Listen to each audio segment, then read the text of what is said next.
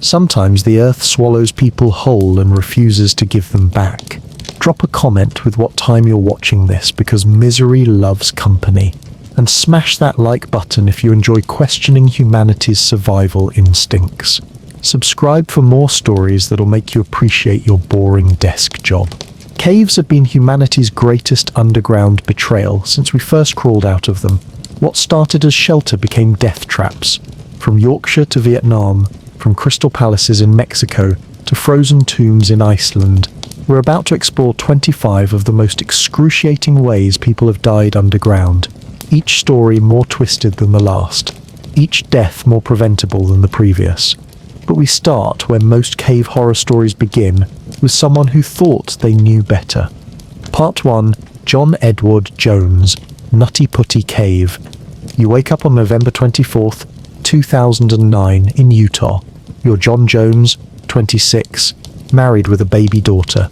You want to show your little brother the thrill of caving. Brilliant plan. Nutty Putty Cave sits like a rotten tooth in the Utah landscape. Local cavers named it after the clay that covers everything inside. The cave stretches over 1,400 feet underground, twisting through passages that get tighter with every turn. You've been here before. You know the dangers, but today you're feeling confident. Today you want to reach the birth canal. Wrong turn. You think you're heading toward the birth canal, a tight squeeze that experienced cavers use. Instead, you're crawling headfirst into Nutty Putty's most dangerous passage, a dead-end tunnel that gets narrower with every inch. Your headlamp cuts through the darkness as you squeeze forward. The passage measures 18 inches wide at the entrance. You're 6 feet tall and weigh 190 pounds. Maths was never your strong suit. The clay smears across your coveralls as you wriggle deeper. Your brother Josh follows behind with friends, but they can't see where you're going. The passage curves downward sharply. The cave wants to swallow you feet first. You push forward because turning around seems impossible. The walls press against your shoulders, your chest, your face. The clay makes everything slippery. Every movement forward makes the next movement harder. Then you realize you can't move backward. The passage has narrowed to 10 inches wide. Your body fills the space completely. You try to push yourself back up the incline, but gravity has other plans. It pulls you deeper into the crevice. The clay offers no grip. Your feet find nothing solid. You call out to Josh. Your voice echoes weirdly in the confined space. He can hear you. He can't see you. He can't reach you. He can't reach you. He crawls close and realizes the horrible truth. You've wedged yourself into a passage that gets narrower the deeper it goes. Hours pass. Your arms are pinned beneath your body. Blood pools in your head from hanging upside down. Your breathing becomes labored as your own body weight compresses your lungs. Every breath requires tremendous effort. Josh calls for help. Local rescue teams arrive within hours. They face an impossible puzzle. How do you extract someone from a space barely wider than their shoulders? How do you pull someone uphill when gravity fights every movement? Outside the cave, your rescue becomes a media circus. News vans line the access road. Reporters interview anyone with a connection to caving. The story spreads across social media. Man trapped in cave called Nutty Putty. The internet has a field day with the name. The rescuers try everything. They chip away at rocks surrounding you. The limestone is solid. Progress measures in millimeters. They bring specialized equipment.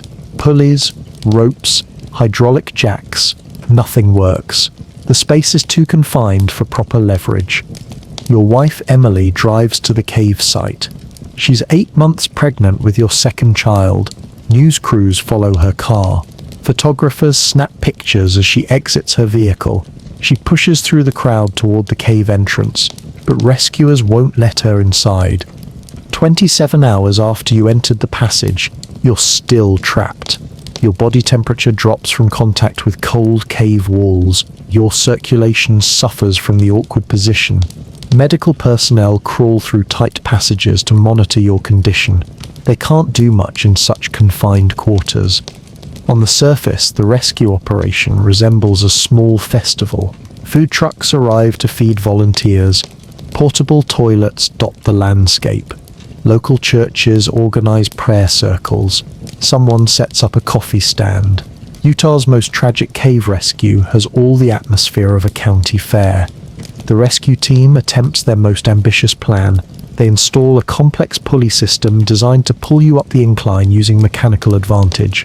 The system works briefly. You move several inches toward freedom. Then the anchor point fails.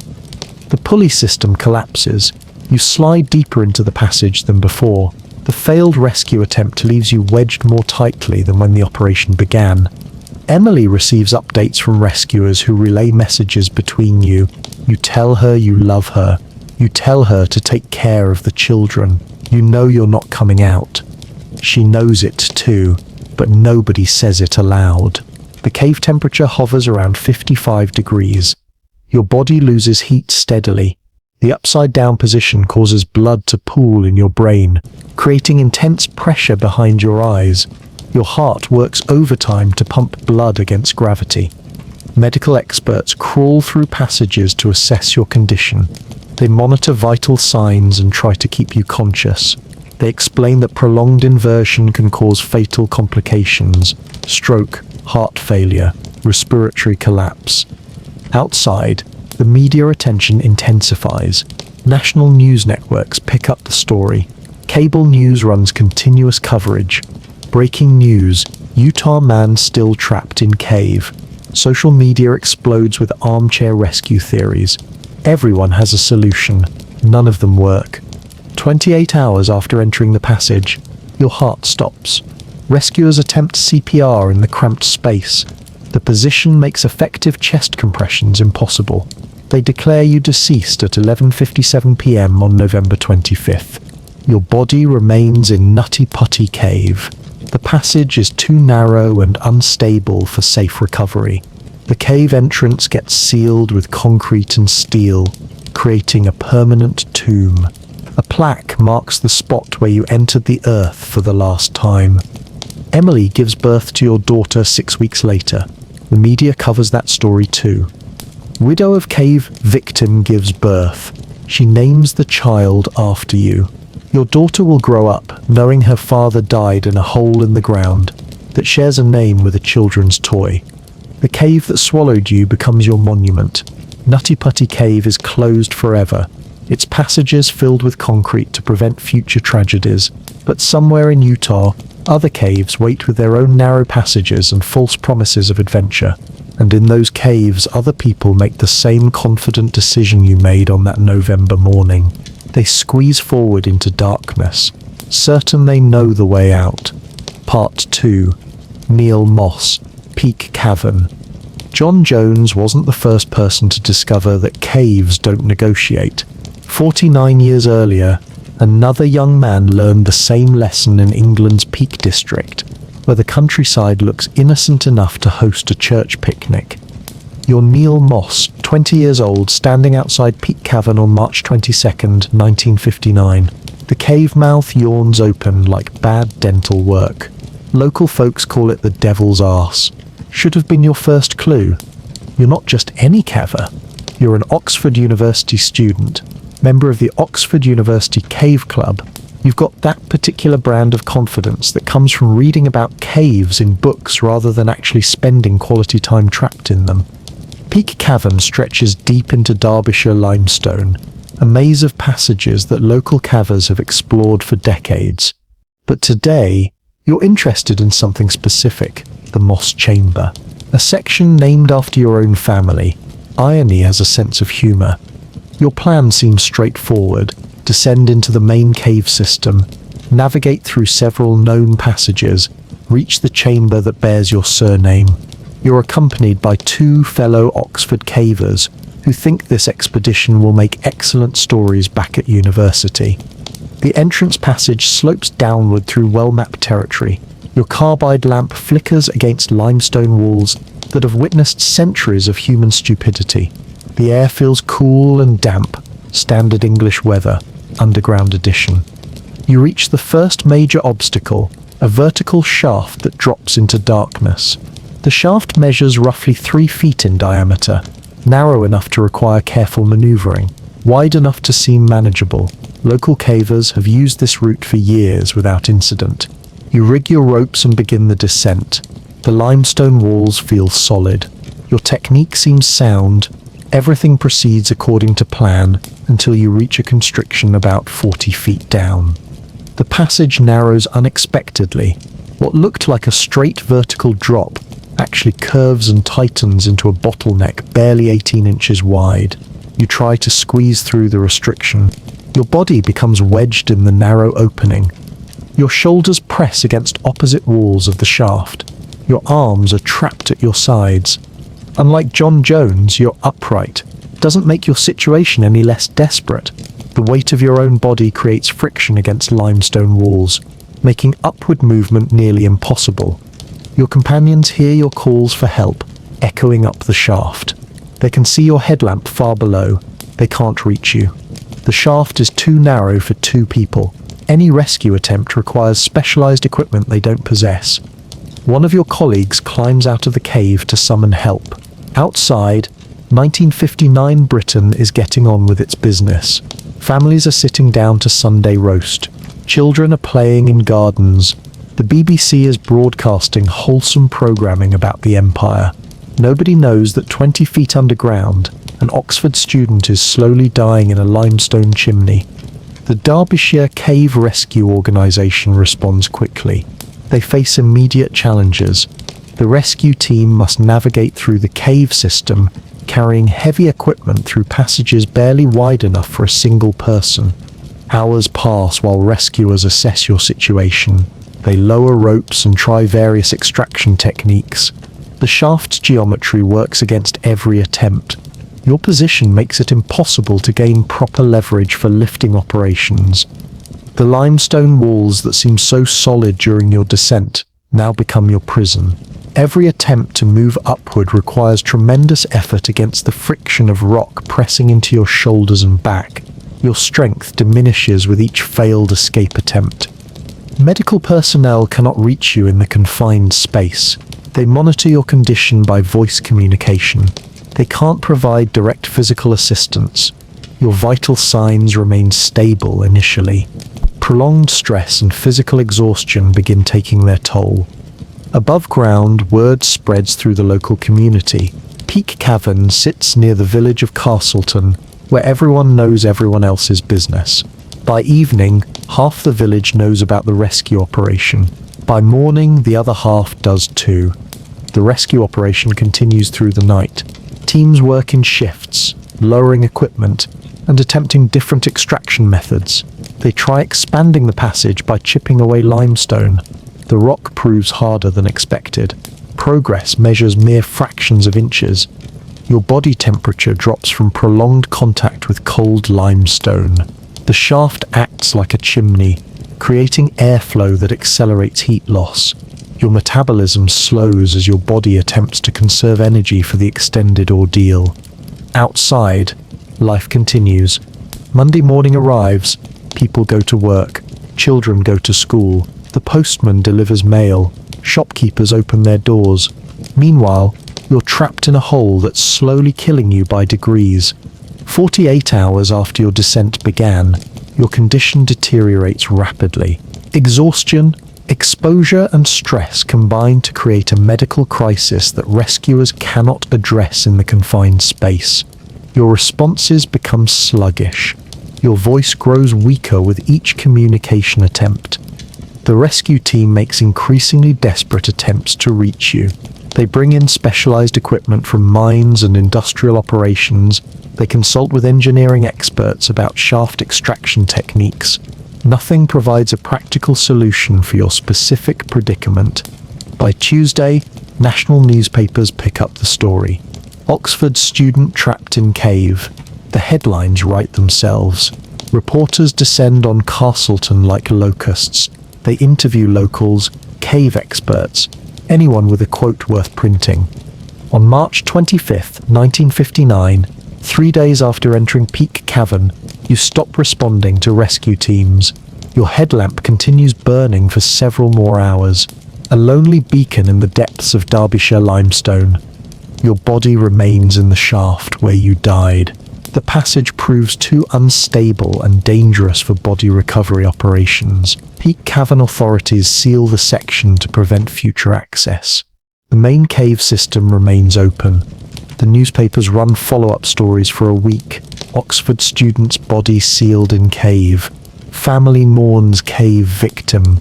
Then the news cycle moves on. Other stories demand attention.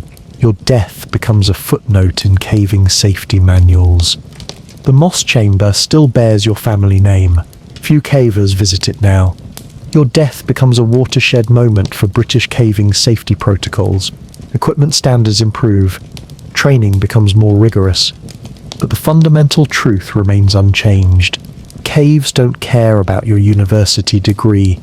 Somewhere in the Peak District, other vertical shafts wait with their own narrow constrictions and false promises of easy passage, and other young cavers, armed with confidence and inadequate preparation, peer into those dark openings and think they know better than the earth itself. Part 3.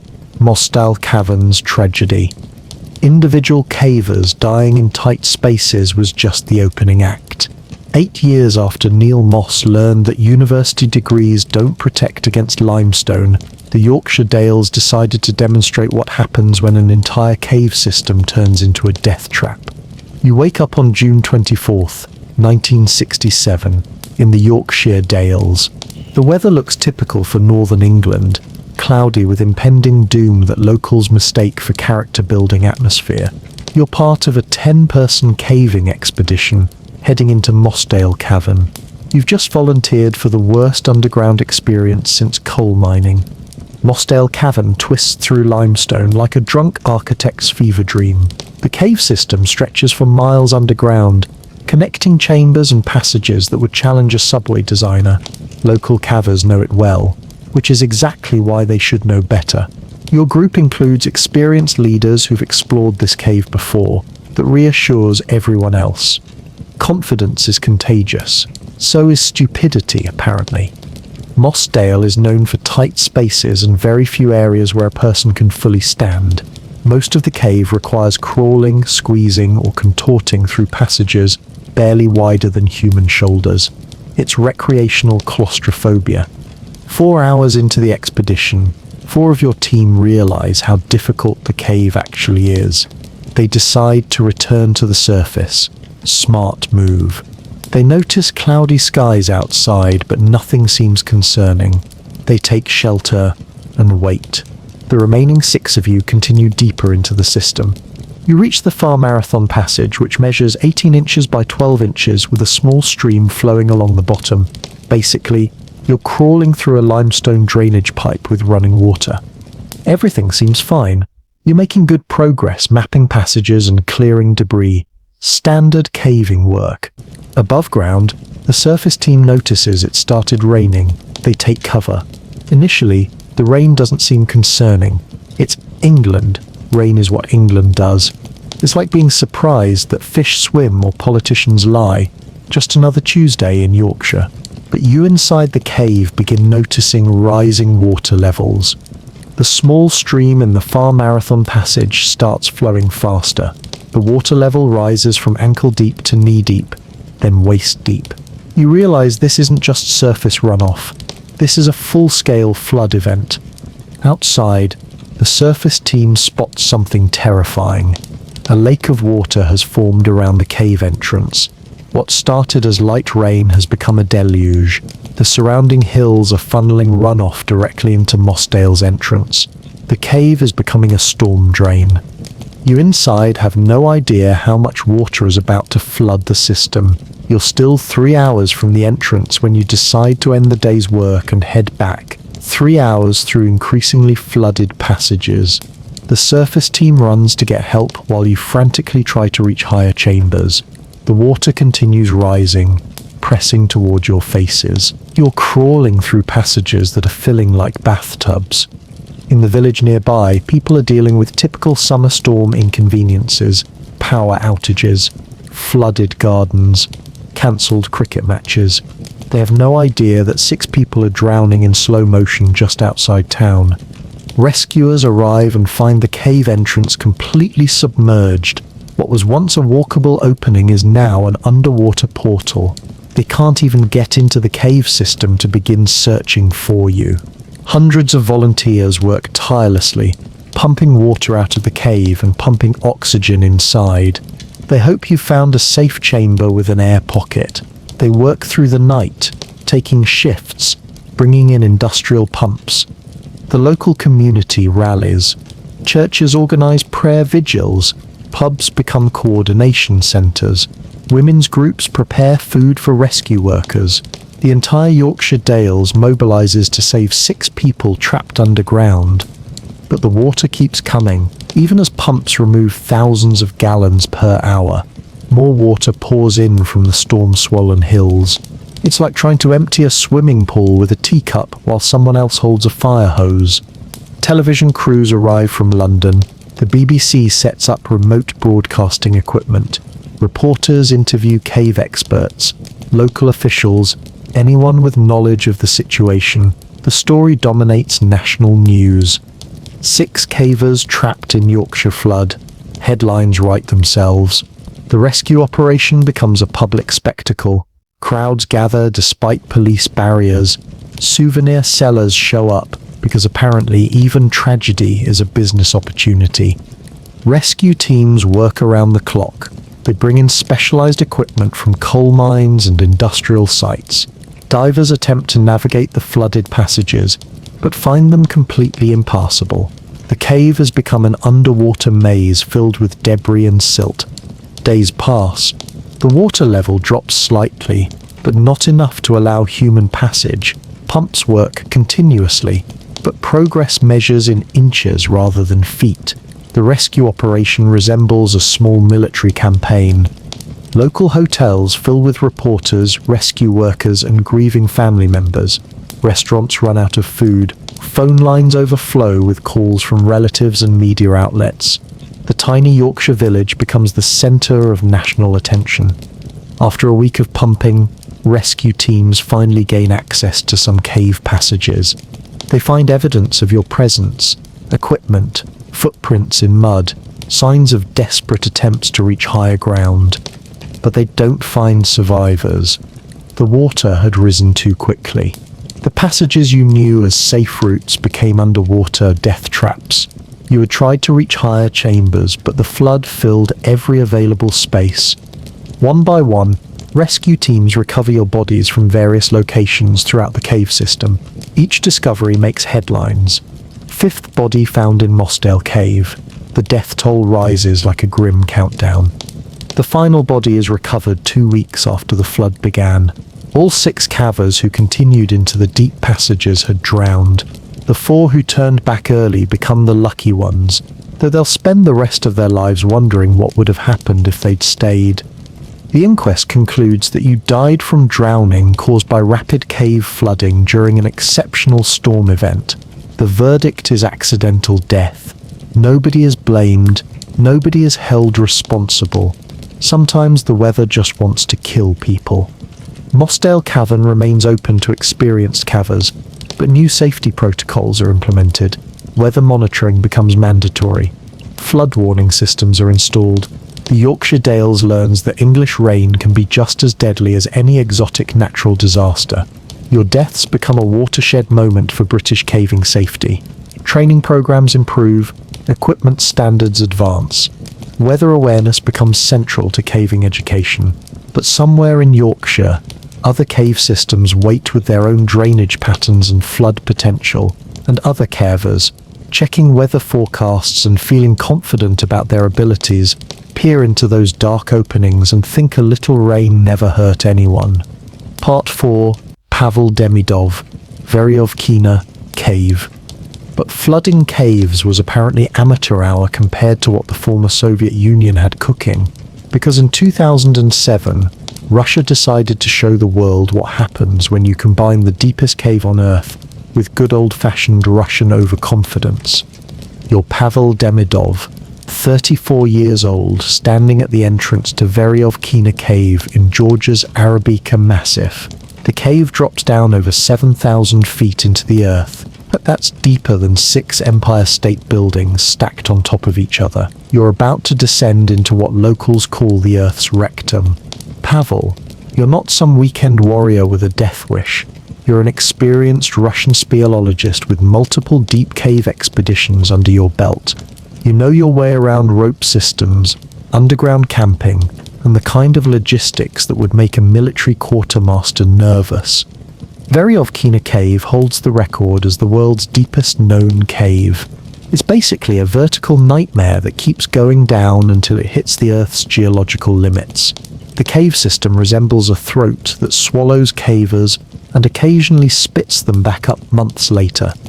Your expedition team consists of 12 experienced Russian cavers planning a multi-week underground camping trip. The goal is to push deeper into unexplored sections and possibly extend the depth record, because apparently, normal caves are for quitters. The entrance sits at over 7,000 feet above sea level in the Caucasus Mountains. The weather up there makes Siberian winters look tropical. Snow covers the ground even in summer. The wind cuts through expedition gear like it's tissue paper. You begin the descent on July 15th, 2007. The first few hundred feet proceed smoothly through well-mapped passages. Your team moves efficiently, establishing camps at predetermined depths and setting up communication systems with the surface. Base camp sits at -200 meters, roughly 600 feet underground. Here, the cave temperature stabilizes at a bone-chilling 4 degrees Celsius. That's just above freezing. You're basically camping in a natural refrigerator that extends for miles underground. The expedition progresses deeper over several days. Your team establishes camps at -400 meters, -800 meters, and finally -1,200 meters. That's nearly 4,000 feet underground. Most commercial aircraft fly lower than your starting point above sea level. At each camp, team members sort equipment, plan routes, and coordinate with surface support teams via radio. The logistics resemble a military operation. Food, water, sleeping gear, ropes, and technical equipment must be transported through vertical shafts and narrow passages. On July 22nd, you volunteer for a solo reconnaissance mission to scout new passages at the -1,400 meter level. Solo caving at that depth violates every safety protocol ever written, but you're Russian. Safety protocols are suggestions. The passage you're exploring drops vertically through a series of interconnected shafts. Your rope systems and ascending gear work perfectly for the first several hours. You make good progress mapping new sections and identifying potential routes for the full team. Then your ascending device jams. You're hanging on a rope 1,400 meters underground when your mechanical ascender locks onto the rope and refuses to move. The device that's supposed to carry you back to the surface becomes an anchor dragging you toward the Earth's core. Your backup ascending device works initially, but the extra strain from supporting your full body weight causes it to malfunction after 20 meters of progress. You're now hanging on a rope with no reliable way to climb upward. Above ground, Georgian summer weather continues its relentless pleasantness. Tourists hike mountain trails. Shepherds tend flocks. Local villagers go about their daily business completely unaware that a Russian is slowly dying in a hole deeper than most mountains are tall. Your radio communication with base camp becomes sporadic due to the extreme depth. The cave walls interfere with signal transmission. Your team members at -1,200 meters can hear fragments of your transmissions, but can't maintain clear communication. You attempt to repair your ascending gear using backup components from your technical kit. The devices are complex mechanical systems that require precise adjustment. Working in total darkness with frozen fingers at sub-zero temperatures makes repairs nearly impossible. Hours pass. Your body temperature drops from prolonged exposure to the cave environment. The physical exertion of hanging on rope systems and attempting repairs accelerates heat loss. Your metabolism struggles to maintain core temperature. Your team at base camp realizes something is wrong when you miss scheduled radio check-ins. They organize a rescue team to descend to your last known position, but the vertical distance requires careful planning and additional equipment. The rescue team begins descending on July 23rd, over 12 hours after your last successful radio contact. They must navigate through multiple rope systems and technical passages while carrying extra equipment for your extraction. Moscow receives word of the incident through official channels. The Russian caving community mobilizes resources for the rescue operation. Equipment and personnel are dispatched to Georgia, but international logistics slow the response time. Your team reaches your position 36 hours after your ascending device. First jammed, they find you unconscious, hanging in your harness, suffering from severe hypothermia and exhaustion. Your core body temperature has dropped to dangerously low levels. The rescue operation requires hauling you up 1,400 meters of vertical cave passages using pulley systems and mechanical advantage. Your team works in shifts, establishing belay points and rest stations throughout the ascent. 48 hours after the rescue began, your team extracts you from the cave. Medical personnel waiting at the surface attempt resuscitation procedures, but prolonged exposure to extreme cold and physical stress has caused multiple organ failure.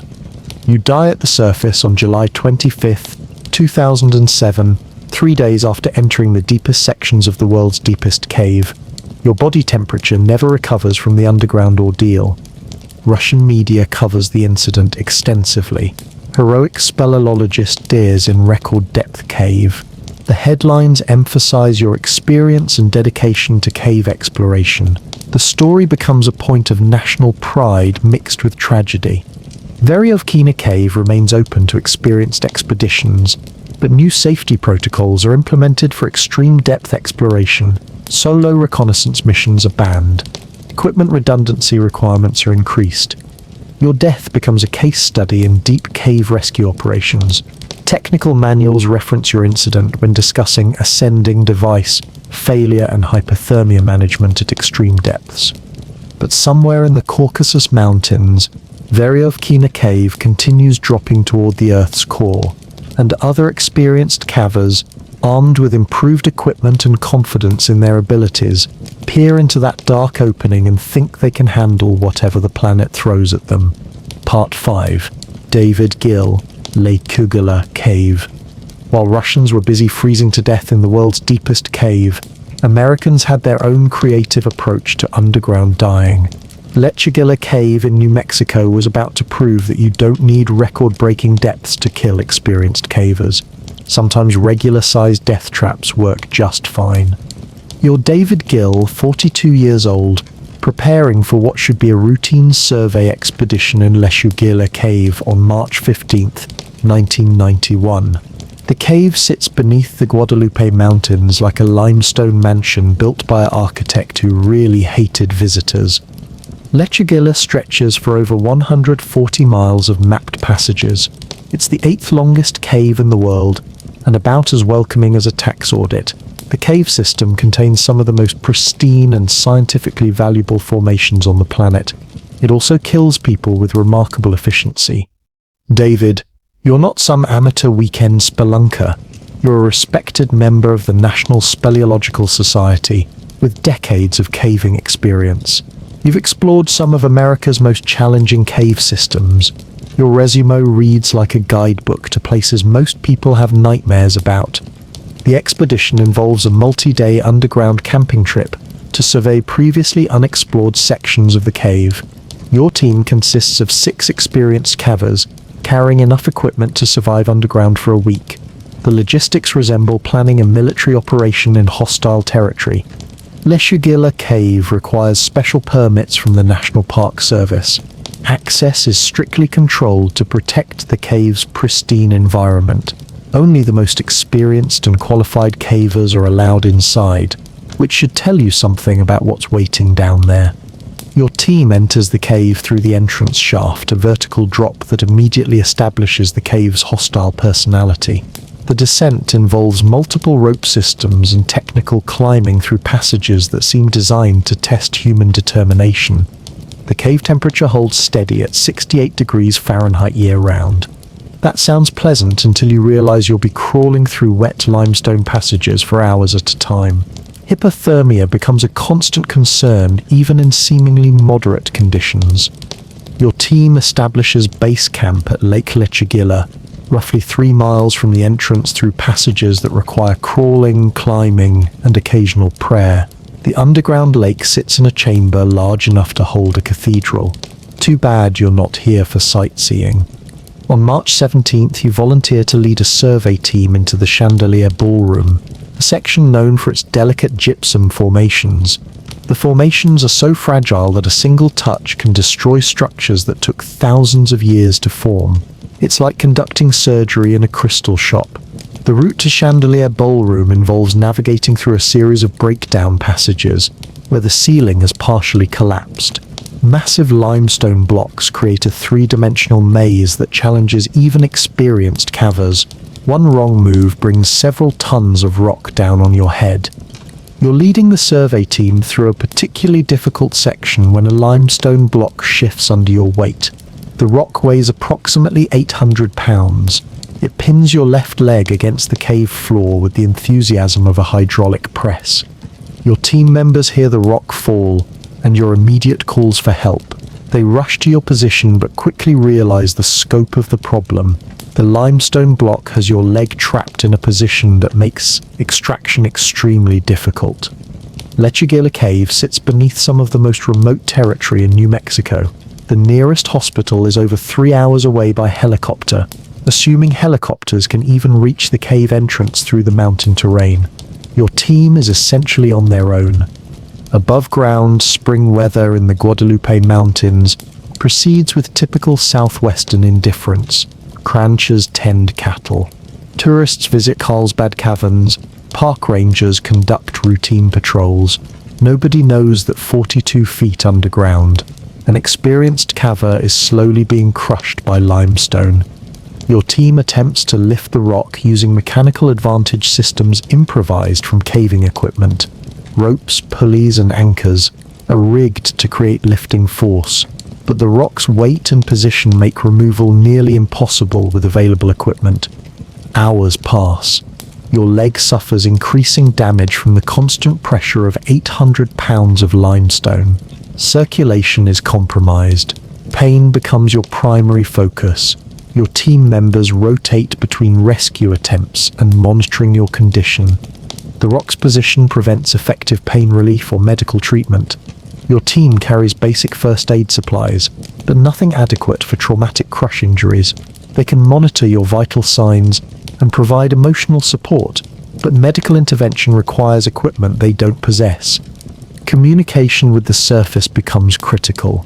Your team members organize relay stations throughout the cave to carry messages to the entrance. The communication chain involves multiple cavers stationed at strategic points to relay information about your condition and the need for specialized rescue equipment. National Park Service personnel receive word of the incident 12 hours after the rock fall. They begin coordinating with regional cave rescue teams and medical personnel. The logistics involve transporting heavy equipment through 3 miles of difficult cave passages. Cave rescue teams from Texas, Colorado, and Arizona respond to the incident. The operation requires specialized lifting equipment, medical supplies, and personnel trained in underground rescue techniques. The equipment convoy resembles preparations for a major expedition. Your condition deteriorates as circulation to your trapped leg is compromised for extended periods. Medical personnel consulting via radio communication express concern about potential complications, infection, blood clots, kidney failure from muscle breakdown products. 36 hours after the rock fall, rescue teams reach your position with hydraulic lifting equipment. The extraction process requires careful planning to prevent additional rock movement that could worsen your injuries or endanger rescue personnel. The hydraulic lift successfully raises the limestone block enough to extract your leg. Medical personnel immediately begin treatment for crush injuries, but the damage from prolonged compression is extensive. Your leg has suffered irreversible tissue death. Evacuation through 3 miles of cave passages takes an additional 8 hours. Rescue teams carry you on a specialized cave stretcher. through passages barely wide enough for a single person. The evacuation resembles moving furniture through a house designed by someone who hated furniture. You reach the surface 48 hours after the initial rock fall. Medical helicopter transport to a trauma center in Lubbock provides advanced medical care, but the delay and extent of injuries make treatment extremely challenging. Complications from crush syndrome and prolonged exposure develop over the following days. Your kidneys fail from processing muscle breakdown products. Blood clots form in damaged tissue. Infection spreads through compromised circulation areas. You die on March 23, 1991, 6 days after entering Lechuguilla Cave for what should have been a routine survey expedition. The official cause of death is listed as complications from traumatic crush injuries sustained in a cave accident.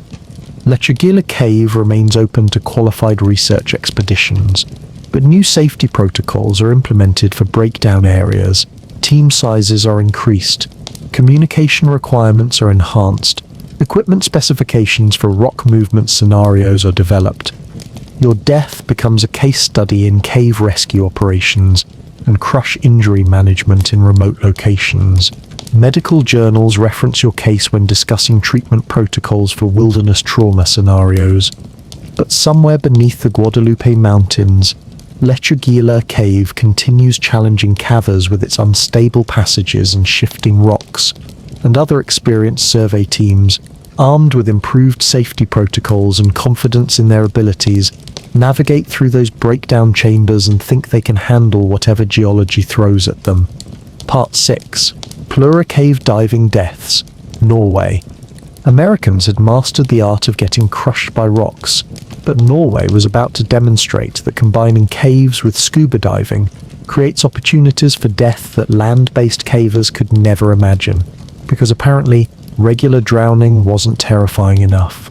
You're Patrick Gronquist standing at the edge of Plura Cave on February 6, 2014. The cave entrance sits in a Norwegian forest where winter temperatures make hypothermia seem like a warm hug. You're about to enter an underwater cave system that treats human life like a temporary inconvenience. Patrick, you're not some tourist with a snorkel and a prayer. You're an accomplished Finnish cave diver with years of experience in underwater cave systems.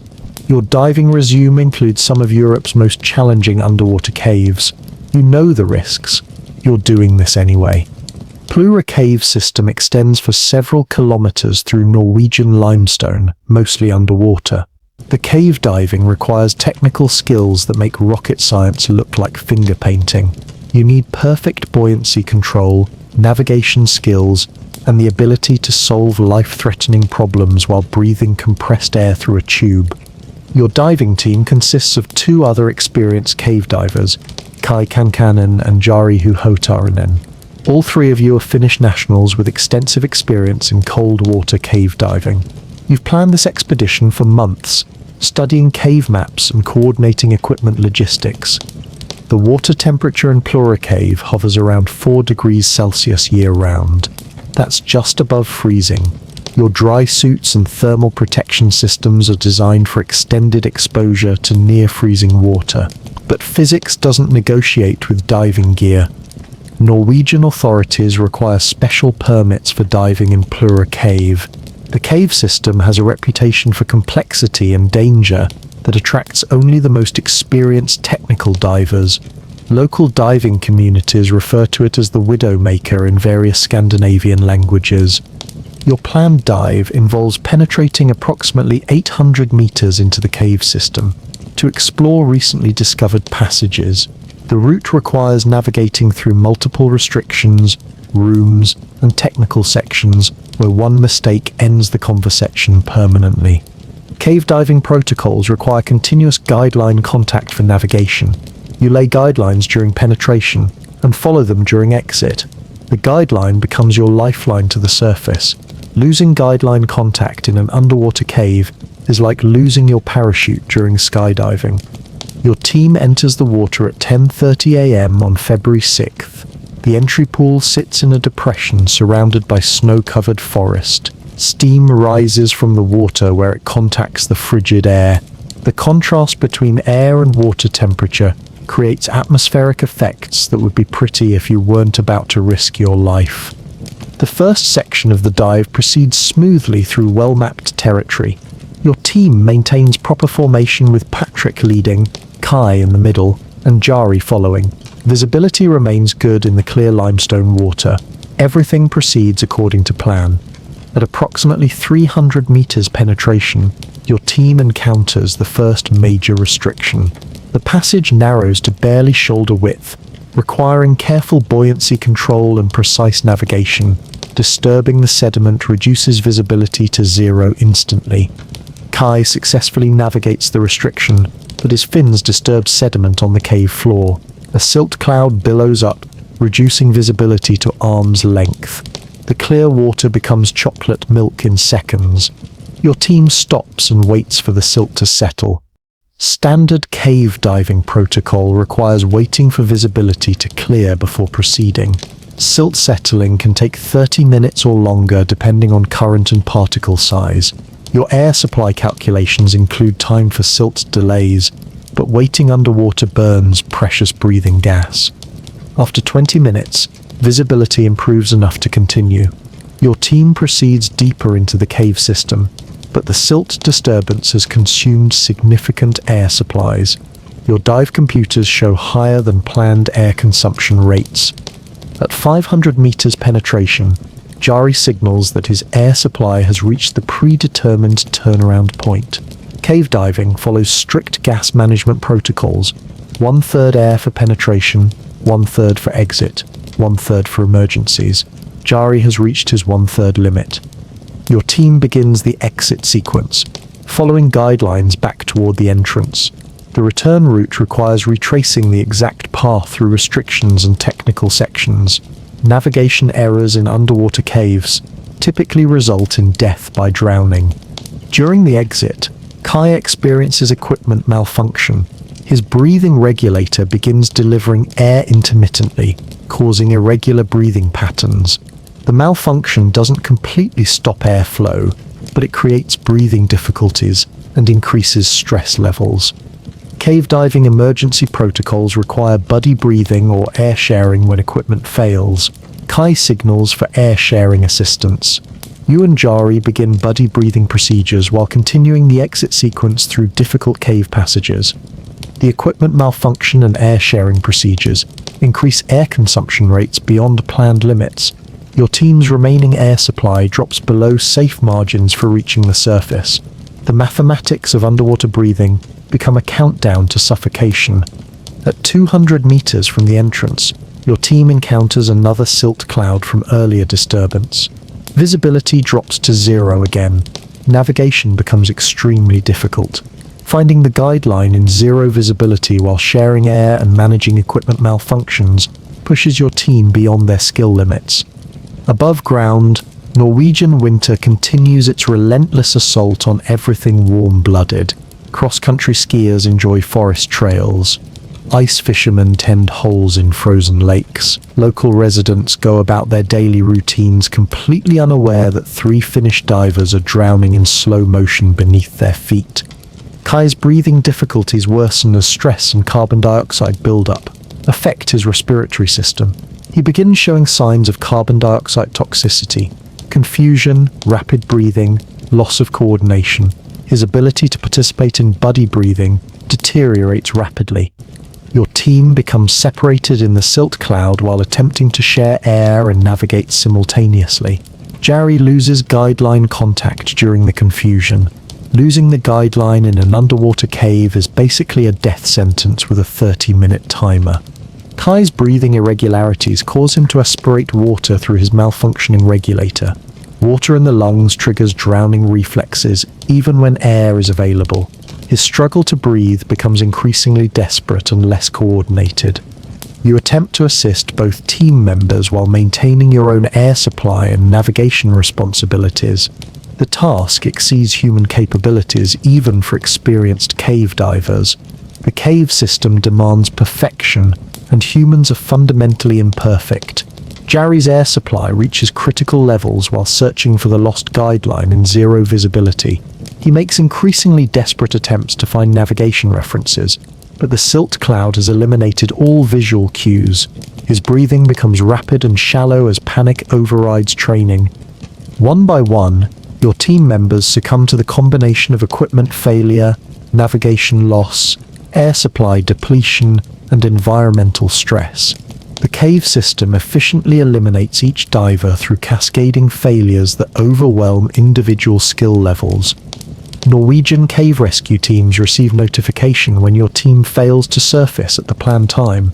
Cave diving rescue operations require specialized personnel and equipment that may not be immediately available in remote locations. Rescue divers eventually recover your bodies from various locations within the cave system. Post-incident analysis reveals the sequence of failures that led to the fatalities: equipment malfunction, silt disturbance, navigation errors, and air supply management issues. Finnish diving communities mourn the loss of 3 experienced cave divers. Media coverage emphasizes your qualifications and experience levels, making the incident more shocking to the diving community. If experienced divers can die in underwater caves, everyone is vulnerable. Plura Cave remains open to qualified technical divers, but new safety protocols are implemented following your deaths. Equipment redundancy requirements are increased. Team communication procedures are enhanced. Air supply management protocols become more conservative. Your deaths become case studies in cave diving accident analysis and technical diving education programs. Diving instructors reference your incident when teaching emergency procedures and risk management in overhead environments. But somewhere in Norwegian forests, other underwater cave systems wait with their own restrictions, silt deposits, and equipment challenges. And other experienced technical divers, armed with improved safety protocols and confidence in their abilities, peer into those dark waters and think they can handle whatever the limestone throws at them. Part 7. Diver Death. Indiana Cave System. Norway had proven that combining caves with cold water creates efficient killing machines, but America's Midwest was about to demonstrate that you don't need exotic locations or extreme conditions to die horribly underground. Sometimes a perfectly ordinary cave system in Indiana will do the job just fine. You're Ben McDaniel, standing at the edge of Vortex Spring on August 18th, 2010. The spring looks like a tourist attraction that got lost on its way to Florida. Crystal clear water, manicured grounds, a diving platform that screams family fun. Too bad you're about to enter an underwater cave system that treats experienced divers like appetizers. Ben, you're not some vacation diver with a fresh certification card. You're an experienced technical diver with hundreds of cave dives logged. You've explored underwater cave systems across the southeastern United States. Your equipment costs more than most people's cars. You know what you're doing. The cave doesn't care. Vortex Spring sits in Ponce de Leon, Florida, not Indiana, but the cave system extends deep into limestone formations that would make Indiana's underground networks jealous if geology had emotions. The spring produces millions of gallons of crystal clear water daily from underground sources that nobody fully understands. The visible portion of Vortex Spring resembles a giant swimming pool maintained by nature's best interior designers. Underwater visibility extends for hundreds of feet. The water temperature holds steady at 68 degrees year-round. Everything about the place screams safe diving location. Everything except the cave system. The underwater cave begins innocently enough at the back of the spring. A large opening leads into well-lit passages that novice divers can explore safely. Signs warn about the dangers of cave diving. Barriers prevent untrained divers from entering restricted areas. The management takes safety seriously. Beyond the novice area, the cave system becomes a 3-dimensional maze of passages, restrictions, and dead ends that would challenge a computer navigation system. The cave extends for unknown distances through limestone formations. Much of it remains unmapped because mapping requires surviving the exploration. Your dive plan involves pushing beyond previously explored areas to search for new passages. Solo diving in unmapped cave systems violates every safety protocol ever written, but you're confident in your abilities. Confidence kills more cave divers than equipment failure. You enter the water at 2 p.m., carrying enough breathing gas for an extended exploration dive. Your equipment includes multiple air sources, underwater lights, navigation tools, and emergency signaling devices. Everything needed for surviving underground emergencies, except common sense. The initial section of your dive proceeds through well-mapped territory. You follow established guidelines through passages that hundreds of other divers have explored safely. The cave feels familiar and welcoming. Caves are excellent liars. At approximately 1,000 feet penetration, you reach the end of established guidelines. Beyond this point, the cave system becomes unexplored territory where navigation relies on memory, compass bearings, and prayer. You continue alone into unmapped passages. The cave system branches into multiple passages at the end of the guidelines. You choose the largest opening, reasoning that bigger passages offer better navigation references and emergency options. Your logic is sound. Your assumptions are fatal. The passage you selected gradually narrows as it extends deeper into the limestone. What began as a comfortable tunnel becomes a restriction that requires removing equipment to squeeze through. You continue forward because turning around seems more difficult than pressing ahead. Above ground, summer tourists enjoy vortex springs facilities. Families swim in the clear water. Children play on the diving platform. Novice divers explore the shallow cave sections under instructor supervision. Nobody knows that an experienced cave diver is making fatal decisions 200 feet below their swimming pool. Your passage continues narrowing until you reach a restriction barely wide enough for human passage. You remove your breathing apparatus and push it ahead while squeezing through the opening. Standard cave diving technique for tight restrictions usually works fine. Today is not usual. Your breathing apparatus becomes lodged in the restriction ahead of you. The equipment that should keep you alive becomes an obstacle blocking your passage. You can't reach it to clear the obstruction. You can't breathe without it. The cave has created a perfect trap. You attempt to back out of the restriction, but your body position and the passage geometry prevent reverse movement. The limestone walls that allowed forward progress resist backward motion. You're wedged in a restriction with your life support equipment trapped beyond your reach.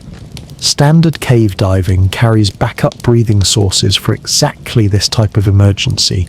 Your backup regulator should provide enough air to resolve the problem and exit safely, should being the operative term. Murphy's Law operates at full efficiency in underwater caves. Your backup breathing system experiences malfunction when you need it most. The regulator delivers air intermittently, providing enough breathing gas to maintain consciousness but not enough for sustained activity. You have air to think about your situation, but not enough to solve it. Time becomes your enemy as much as the cave itself. Every breath consumes irreplaceable air from your failing backup system. Every movement forward is impossible due to the equipment obstruction. Every movement backward is prevented by the restriction geometry. Cave diving training emphasizes calm problem solving during emergencies. Panic increases air consumption and reduces problem solving ability. You attempt to remain calm while trapped in a limestone tube with failing life support systems. Easier said than done. Your attempts to reach your primary breathing equipment become increasingly desperate as your backup air supply diminishes. The equipment remains tantalizingly close, but completely inaccessible. You can see your salvation but cannot reach it. The mathematics of underwater breathing become a countdown to unconsciousness. Your air supply calculations no longer matter because the situation has moved beyond engineering into pure survival. The cave has reduced your life expectancy to minutes. Your backup breathing system finally fails completely, leaving you trapped in a limestone restriction with no air supply. Underwater, unconsciousness leads directly to drowning. There are no second chances in caves filled with water. Surface personnel at Vortex Spring notice your extended absence when you fail to surface at your planned time. Cave diving protocols require surface support teams to monitor dive times and initiate search procedures when divers exceed planned limits. The search operation begins immediately, but faces significant challenges. Your exact location within the cave system is unknown. The unmapped passages you explored provide no reference points for search teams. Finding one diver in miles of underwater cave systems resembles finding a needle in a haystack filled with water. Cave diving rescue teams from across Florida respond to the search operation. The effort involves dozens of experienced cave divers, sophisticated underwater search equipment, and coordination with law enforcement agencies.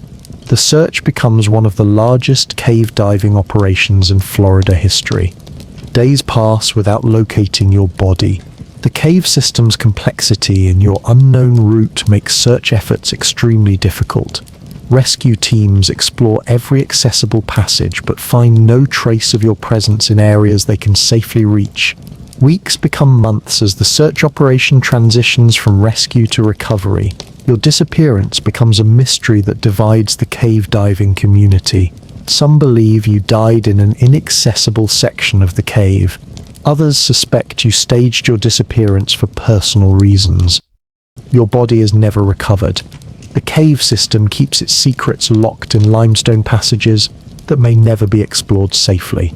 Vortex Spring continues operating as a diving destination, but your disappearance adds a darker element to its crystal clear waters. Cave diving communities debate your case for years afterward. Training programs reference your disappearance when teaching solo diving dangers and emergency planning. Your name becomes synonymous with the risks of pushing beyond established safety limits. But somewhere in Florida's limestone formations, other underwater cave systems wait with their own restrictions, equipment traps and navigational challenges, and other experienced cave divers, armed with improved equipment and confidence in their abilities, peer into those dark passages and think they can handle whatever the underground waters throw at them. Part 8. Turkish Cave Incident. Erzurum Cove Poisoning. American caves had mastered the art of making experienced divers vanish without a trace. But Turkey was about to demonstrate that sometimes the most lethal caves don't need water, tight spaces, or equipment failures. Sometimes they just need invisible gas that turns breathing into a suicide mission. You're Mehmet Yilmaz, standing outside a cave entrance near Erzurum on September 3rd, 2012. The opening looks harmless enough, a simple hole in the hillside that could hide a shepherd's lunch or spare tools. You're about to discover that innocent-looking caves can kill entire families without breaking geological sweat. Mehmet, you're not a caver. You're a local farmer who stumbled across this cave entrance while herding sheep through the mountainous terrain outside Erzurum. The cave seems like perfect shelter for livestock during harsh weather.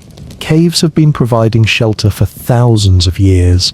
Usually they don't fight back. The cave sits in eastern Turkey's volcanic landscape, where geological activity creates underground chambers through processes that would impress a chemistry professor. Volcanic regions produce gases that make normal breathing hazardous to human health. But who reads geology textbooks before exploring random holes in the ground? Your discovery of the cave coincides with approaching winter weather. Erzurum experiences brutal winters where temperatures drop to -40 degrees Celsius. Shelter becomes a matter of survival for both humans and livestock. The cave offers protection from wind, snow, and exposure. You decide to explore the cave more thoroughly before using it as livestock shelter. Responsible farming requires checking for hazards that might injure animals or contaminate meat supplies. Your caution demonstrates good agricultural practices. Too bad volcanic caves don't respect good intentions. The cave entrance opens into a chamber large enough to accommodate several dozen sheep. The walls show signs of volcanic activity, smooth surfaces created by ancient lava flows and mineral deposits from geothermal processes. The chamber extends deeper into the hillside through passages of varying sizes. You enter the cave carrying a simple flashlight and basic tools for clearing debris or obstacles. Your equipment list doesn't include atmospheric monitoring devices because normal people don't carry gas detectors while checking livestock shelters. This oversight becomes critically important. The cave air feels normal during your initial exploration. No unusual odors, temperature variations, or visual indicators suggest atmospheric hazards. Carbon dioxide is colorless, odorless, and undetectable by human senses until concentrations reach levels that impair mental function. Volcanic caves often contain elevated carbon dioxide levels from geological processes deep underground. The gas is heavier than normal air and accumulates in low areas of cave systems. Concentrations can reach levels that cause unconsciousness within minutes of exposure. You explore deeper into the cave system, moving from the main chamber into smaller passages that could provide additional shelter space. Your breathing remains normal initially.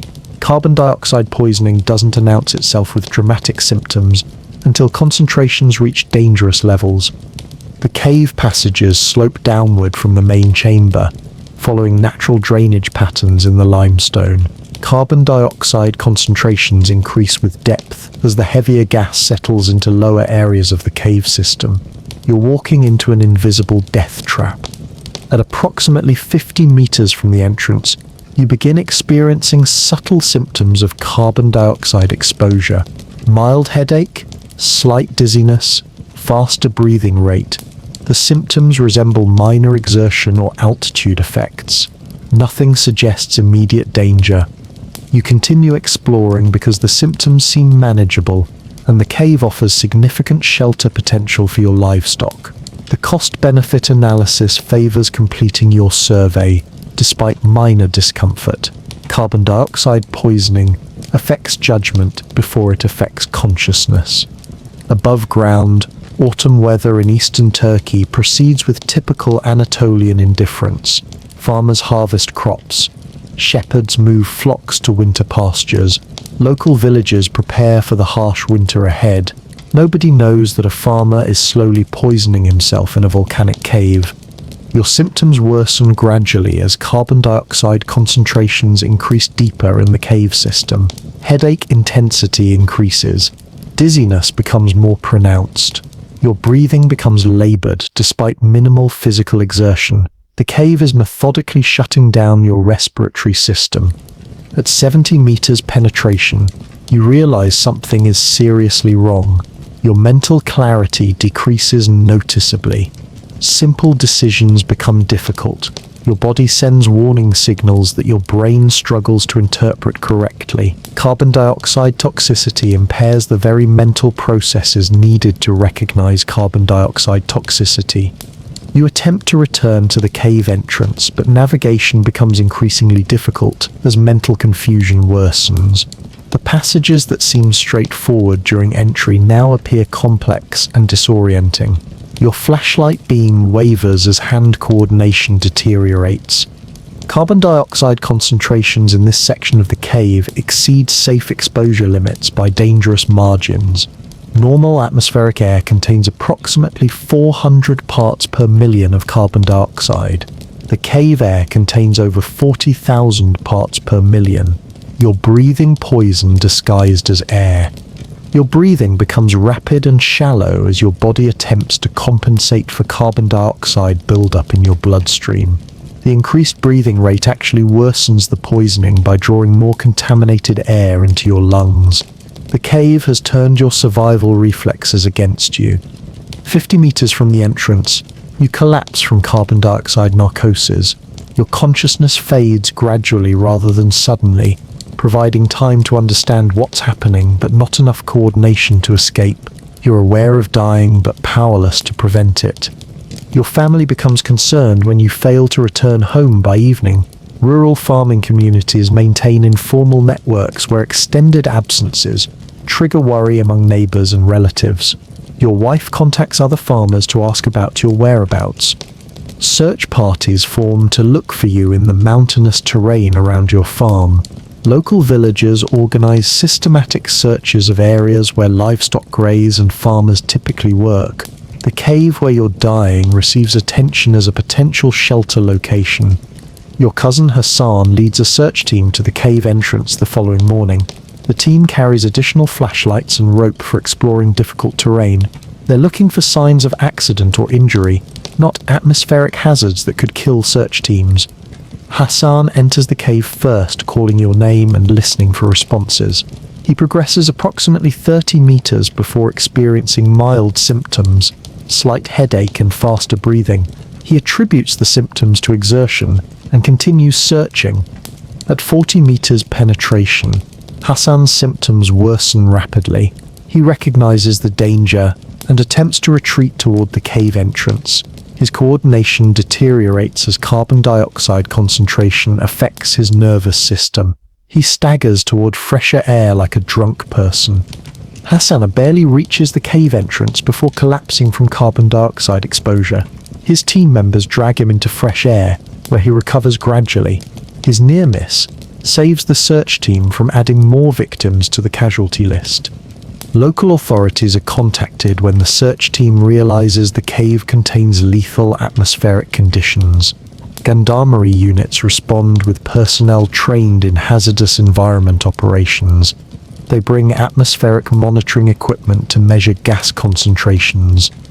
The monitoring equipment confirms deadly carbon dioxide levels throughout the deeper sections of the cave. Concentrations exceed immediately dangerous to life and health standards by enormous margins. The cave is essentially a gas chamber, powered by geological processes. Professional rescue teams, with self-contained breathing apparatus, enter the cave to search for your body.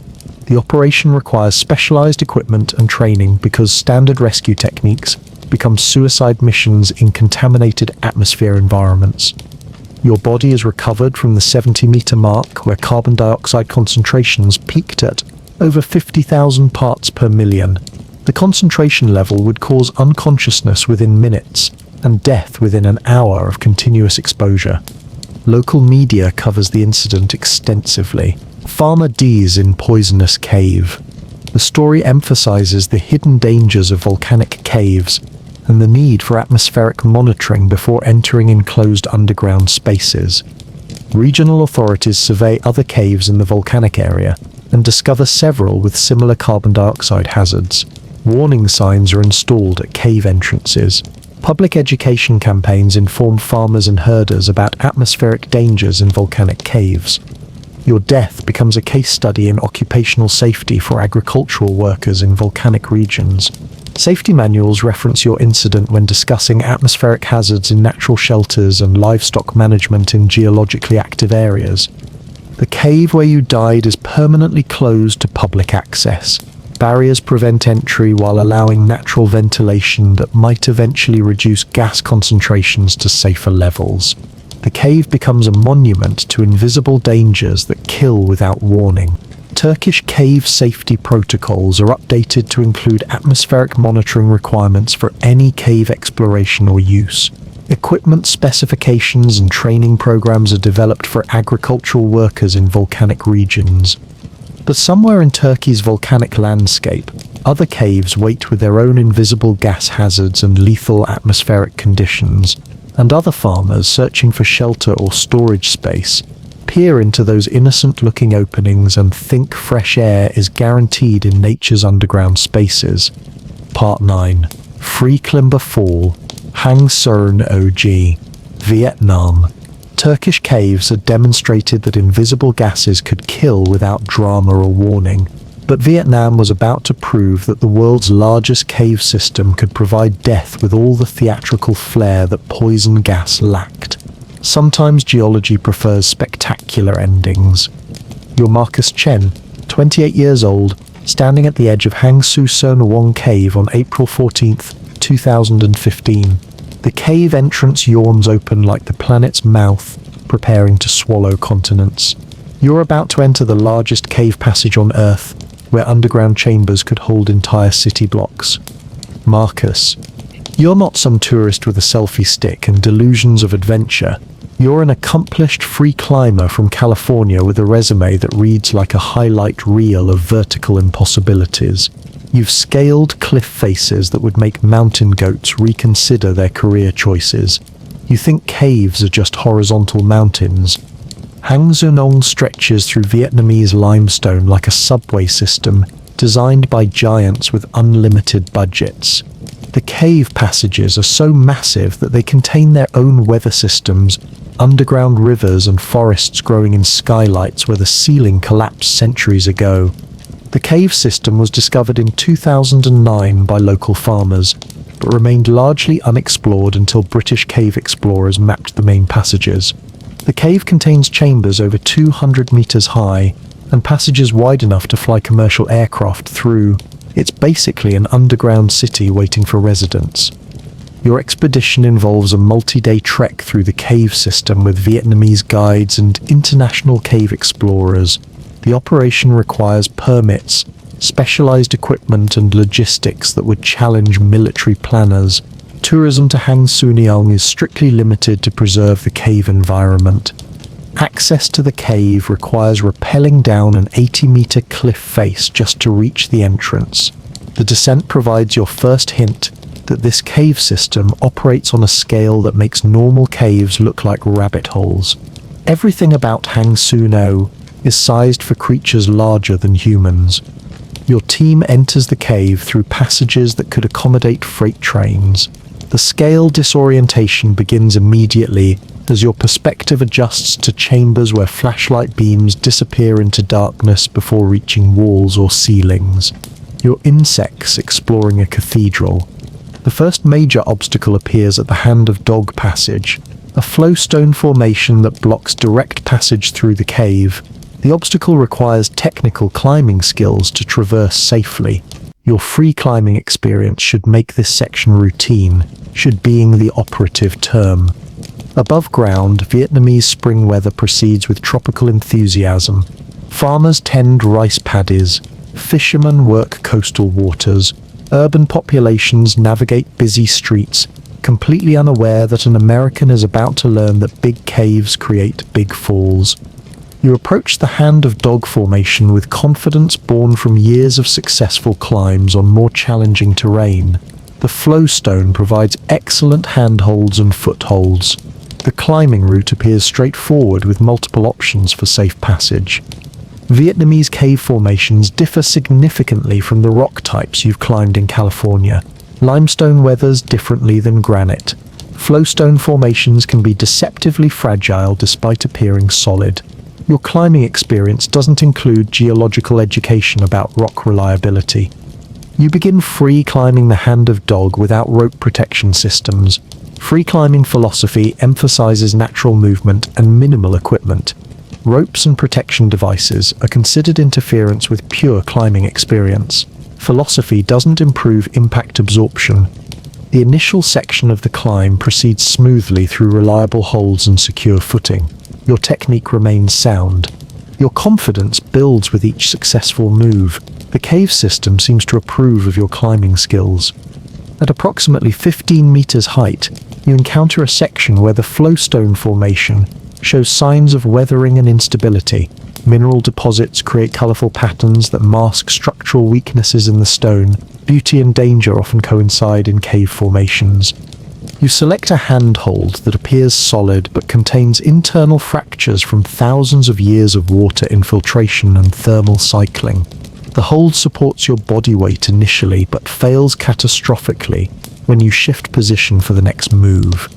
The flowstone breaks away in your hand, destroying your grip and balance simultaneously. Free climbing relies on three-point contact with the rock surface.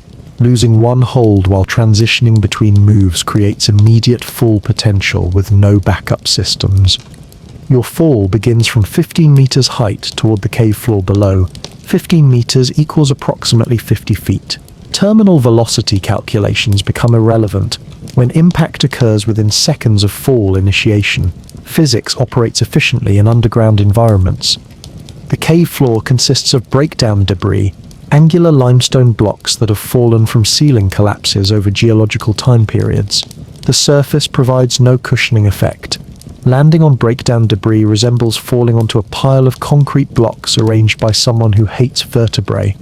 Your body impacts the breakdown debris at approximately 30 miles per hour.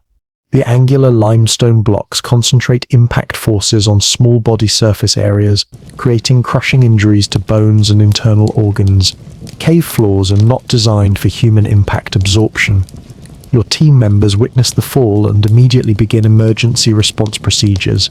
Cave rescue in Hang Seonong requires sophisticated logistics, due to the remote location and massive scale of the cave system. Help is very far away. The nearest medical facilities are located in Dong Hoi, approximately 50 kilometers from the cave entrance through challenging terrain. Helicopter evacuation is impossible due to forest canopy cover and lack of suitable landing areas near the cave. Ground transport requires hours through difficult terrain. Your injuries include multiple bone fractures, internal bleeding, and probable spinal damage from impact with angular limestone debris. The cave environment complicates medical treatment due to high humidity, temperature variations, and logistical challenges of working in underground conditions. Vietnamese authorities coordinate emergency response operations with international cave rescue organizations. The operation involves dozens of rescue personnel, specialized medical equipment, and complex logistics for evacuation through the cave system. Your team members provide immediate first aid within their capabilities, but traumatic injuries from high-impact falls require surgical intervention and advanced medical care unavailable in cave environments. They can monitor vital signs and provide comfort, but definitive treatment requires hospital facilities. Communication with surface support teams requires relay stations throughout the cave system due to the massive size and depth of passages. Radio signals cannot penetrate the limestone barriers between underground chambers and surface locations. Hours pass as rescue teams organize equipment and personnel for the evacuation operation. Your condition deteriorates from internal bleeding and shock caused by multiple traumatic injuries. Pain management becomes critical for preventing cardiovascular collapse. The evacuation requires carrying you through several kilometers of cave passages on a specialized rescue stretcher. The operation resembles moving furniture through a house designed for giants, where normal human scale becomes completely irrelevant. You reach the cave entrance after an 8-hour evacuation operation involving dozens of rescue personnel working in shifts through difficult terrain. Medical helicopter transport to Dong Hoi Hospital provides advanced trauma care, but the delay affects treatment outcomes. Surgical teams in Dong Hoi work to repair internal injuries and stabilize fractures, but complications from delayed treatment and infection risks in the tropical environment create additional challenges. Modern medicine faces limitations when cave accidents occur in remote locations. You survive the initial medical crisis but face months of rehabilitation for spinal injuries and multiple fractures sustained in the fall. Your climbing career ends in a Vietnamese cave that proved bigger than your experience and less forgiving than California granite. Hang Son Long continues accepting limited numbers of visitors under strict safety protocols. Free climbing restrictions are implemented for technical sections of the cave. Equipment requirements and guide supervision protocols are enhanced following your accident. Your fall becomes a case study in cave safety for technical climbing sections and emergency response in remote cave systems. Adventure tourism companies reference your incident when developing safety protocols for extreme environment operations. But somewhere in Vietnamese limestone formations, other massive cave systems wait with their own technical challenges and unstable formations, and other accomplished climbers, armed with experience and confidence in their abilities, peer into those enormous passages and think they can handle whatever the underground world throws at them. Part 10. Solo Tourist. Nika Crystal Caves, Mexico. Vietnamese caves had proven that spectacular scale could create equally spectacular accidents. But Mexico was about to demonstrate that some underground environments are so hostile to human life that they can kill visitors without requiring falls, floods, or equipment failures. Sometimes the cave itself is the weapon. You're Roberto Martinez, 35 years old, standing outside the Nika Crystal Cave entrance on July 8, 2016. The cave sits 300 meters underground in a Mexican lead mine, where geothermal activity has created massive crystal formations. You're about to enter an environment that kills humans efficiently. Roberto, you're not an experienced caver or mining professional. You're a tourist from Mexico City who paid significant money for what was advertised as an exclusive underground adventure tour. Your background includes office work, weekend hiking, and dangerous overconfidence in tour operators. Nika Crystal Cave exists because underground magma chambers heat groundwater to over 50 degrees Celsius while maintaining mineral saturation levels that create massive selenite crystals over thousands of years. The process creates beautiful death traps. The cave environment maintains constant temperature of 58 degrees Celsius with 100% humidity. Humans can survive approximately 10 minutes in these conditions before heat stroke becomes inevitable. Mining companies discovered the crystal caves while extracting lead and silver from deep underground workings. The caves remained flooded until mining operations pumped out the water, revealing crystal formations up to 12 meters long and 2 meters in diameter. Beautiful, lethal. Your tour group consists of 8 tourists and 2 guides, equipped with specialized cooling suits and breathing apparatus. The equipment weighs 40 pounds and resembles spacesuits. Fashion takes a back seat to survival at 58 degrees Celsius. Access to the crystal caves requires descending through mining infrastructure to depths where the Earth's natural temperature increases significantly. The journey involves industrial elevators, mining tunnels, and safety briefings that emphasize the serious nature of environmental hazards. Your cooling suit consists of ice vest, cooling helmet, and air circulation system, designed to maintain body temperature within survivable ranges. The equipment weighs 40 pounds and provides approximately 30 minutes of protection in cave conditions. Physics limits human endurance. The tour begins with strict safety protocols. Stay with the group, monitor equipment status, report any problems immediately, and maintain scheduled exit times. The guidelines exist because the cave environment kills people who violate basic survival procedures. Initial entry into the crystal cave creates sensory overload from the massive formations. Selenite crystals reach enormous sizes. The cave contains formations beyond normal human scale. Your cooling suit functions properly during the first 15 minutes of cave exploration. Body temperature remains stable. Breathing apparatus provides adequate air circulation. Equipment monitoring systems show normal operating parameters. Everything proceeds according to plan. The crystal formations create an almost supernatural environment where light refracts through translucent minerals in complex patterns. Photography becomes compulsive despite equipment limitations and time constraints imposed by survival requirements. At 18 minutes into the cave tour, you begin experiencing equipment malfunction. Your cooling vest air circulation system develops reduced flow rates. Core body temperature starts rising despite the cooling technology. The cave environment begins winning. Your tour guides monitor individual cooling suit performance through radio communication and visual observation. They recognize signs of equipment degradation and begin preparing for emergency evacuation procedures. Experience teaches them that equipment failures in Nika Cave create medical emergencies within minutes. You report increased discomfort and rising body temperature to tour guides.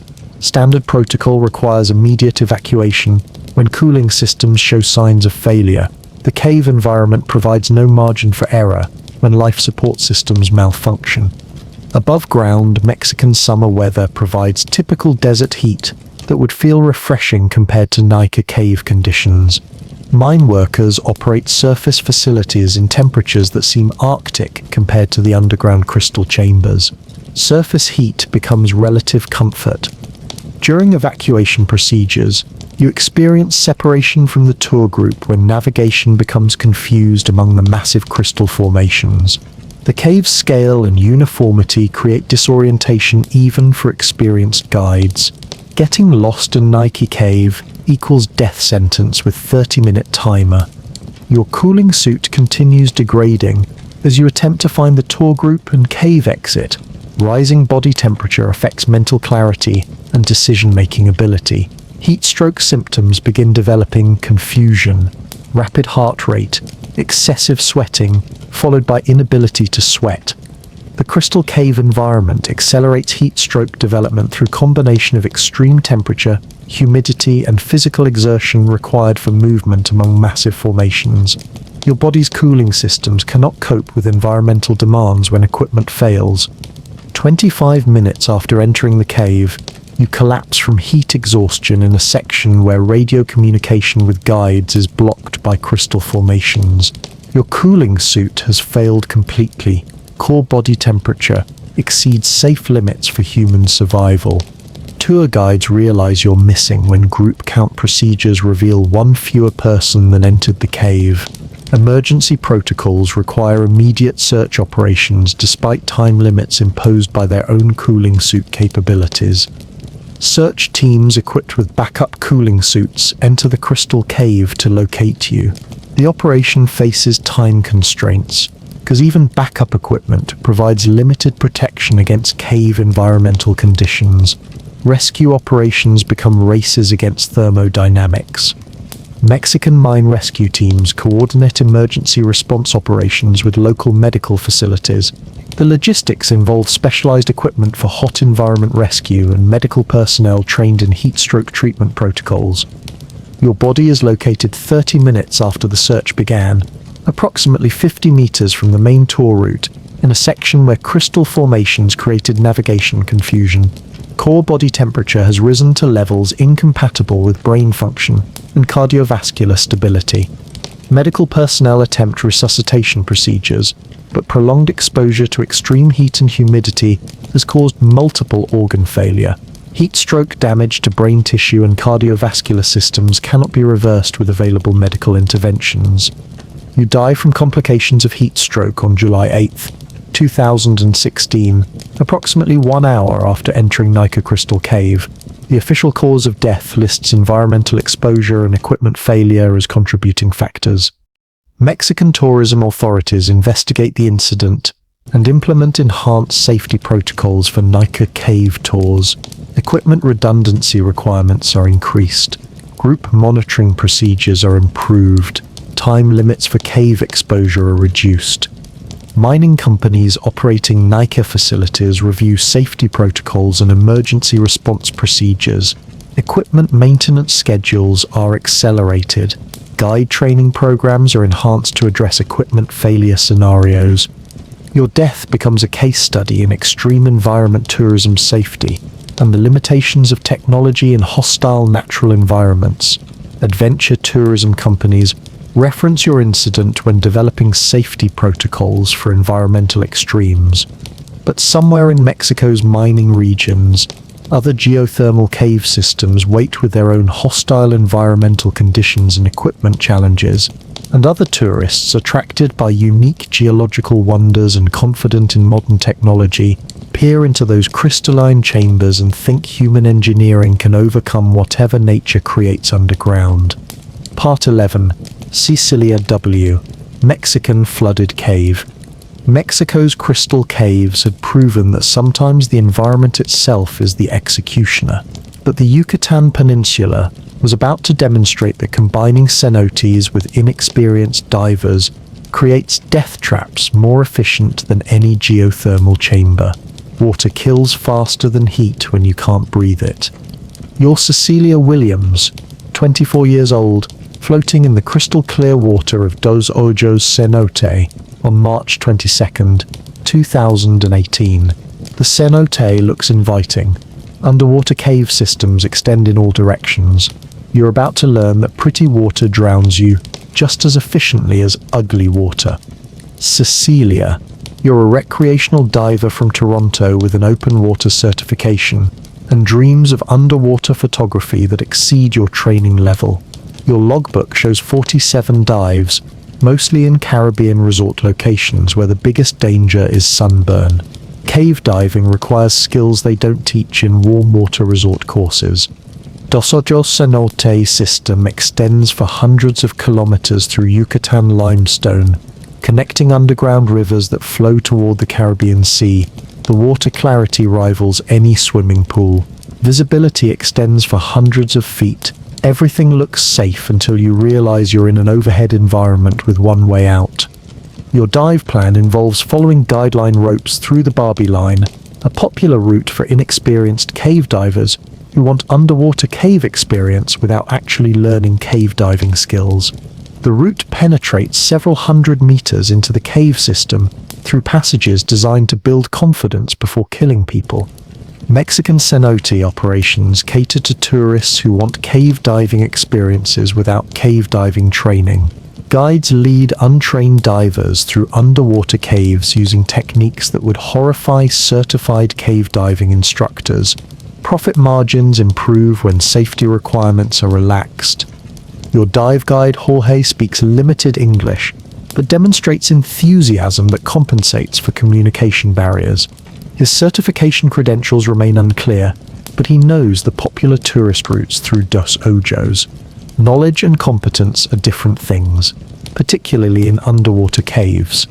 The initial section of your dive proceeds through shallow water and wide passages where natural light provides visibility and orientation references. The underwater scenery is stunning. Crystal clear water flows through limestone passages carved over thousands of years. Above ground, Yucatan Peninsula tourism continues its relentless march toward economic prosperity. Resort guests enjoy poolside cocktails, beach vendors sell souvenirs, tour operators book excursions.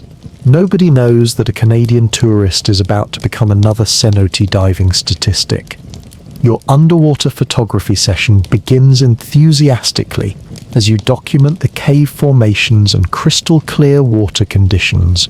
The camera housing and strobe lights work perfectly in the shallow sections where natural light supplements artificial illumination.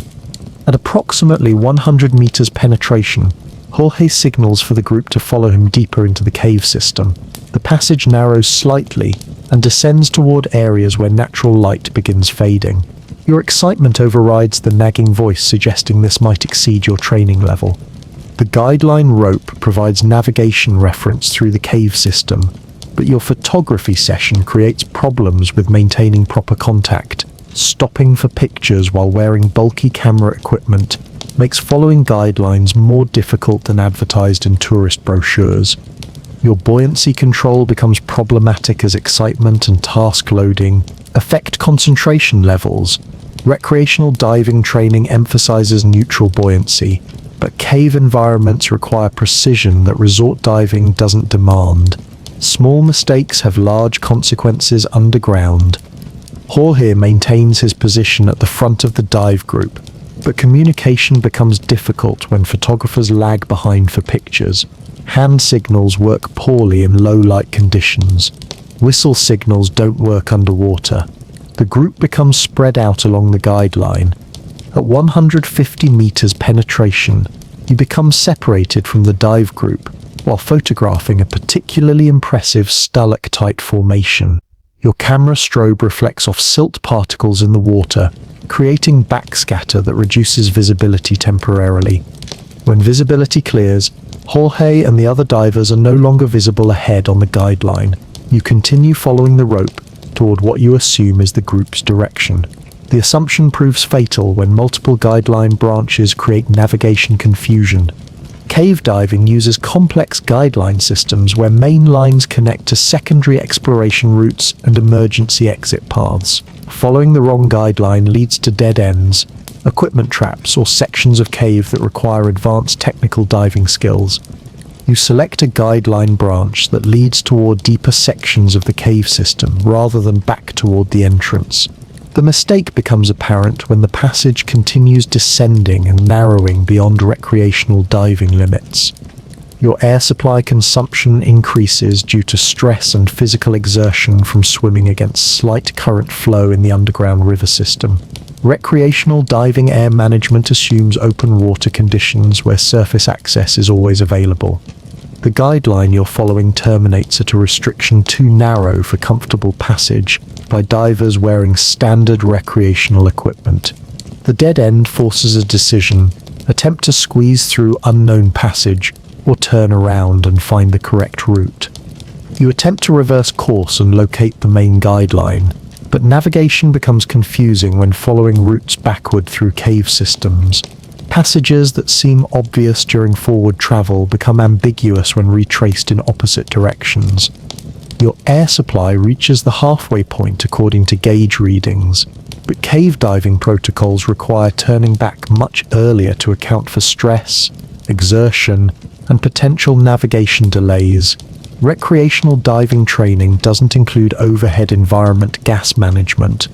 Panic begins affecting your decision-making ability as air supply concerns combine with navigation confusion and increasing distance from any known exit route. Your breathing rate increases, accelerating air consumption when conservation becomes critical for survival. The limestone passages begin to feel confining rather than beautiful as claustrophobia sets in. Cave diving training includes psychological preparation for enclosed environments, but recreational diving courses don't address panic management in overhead spaces. Your attempts to signal for help by banging on tank or cave walls create noise that echoes through limestone passages, but doesn't reach other divers who are following different guideline routes through the extensive cave system. At approximately 200 meters from the entrance, your air supply reaches critically low levels while you're still lost in unfamiliar sections of the cave system. The mathematics of underwater breathing become a countdown to drowning. Jorge realizes you're missing when the dive group reaches the planned turnaround point and conducts the standard buddy check procedures. Emergency protocols require immediate search operations, but finding lost divers in extensive cave systems challenges even experienced rescue teams. The search operation must balance time constraints imposed by the searching diver's own air supplies against the need to locate you before your breathing gas is exhausted. Cave diving rescue operations often become races against basic physics. Your air supply is completely exhausted while you're attempting to navigate through unfamiliar passages toward what you hope is an exit route. Unconsciousness from oxygen deprivation occurs within minutes of air supply depletion. Jorge and local cave rescue divers eventually locate your body in a section of Dos Ojos, approximately 300 meters from the main entrance, following a guideline route that leads to advanced technical diving areas unsuitable for recreational divers. Mexican authorities investigate the incident and implement enhanced safety protocols for cenote diving operations. Guide certification requirements are increased. Tourist diver qualification verification becomes mandatory. Group management procedures are improved. Your death becomes a case study in cave diving accident analysis and recreational diving training programs. Diving instructors reference your incident when teaching the importance of proper training before attempting overhead environment diving. But somewhere in the Yucatan Peninsula, other cenote systems wait with their own guideline mazes and navigation challenges, and other recreational divers, attracted by crystal clear water and confident in their basic diving skills, peer into those aquatic passages and think open water training prepares them for whatever underground rivers throw at them. Part 12. Hungarian diver, Molnar János Cave. The Yucatan had demonstrated that beautiful water kills inexperienced divers efficiently, but Hungary was about to prove that even experienced cave divers can be defeated by underwater environments that seem manageable until they become personal execution chambers. Sometimes experience just delays the inevitable. You're Attila Kovacs, 38 years old, preparing for a solo dive in Molnar János Cave on October 12, 2019. The cave system sits beneath Budapest's residential neighborhoods, where people go about their daily lives completely unaware of the underwater death trap below their apartment buildings. Attila, you're not some weekend warrior with a fresh certification card. You're an accomplished Hungarian cave diver with over 15 years of underwater cave exploration experience. Your logbook reads like a directory of Europe's most challenging underwater cave systems. You know the risks. You're doing this anyway. Molnar János Cave extends through limestone beneath Budapest for approximately 7 kilometers of mapped passages.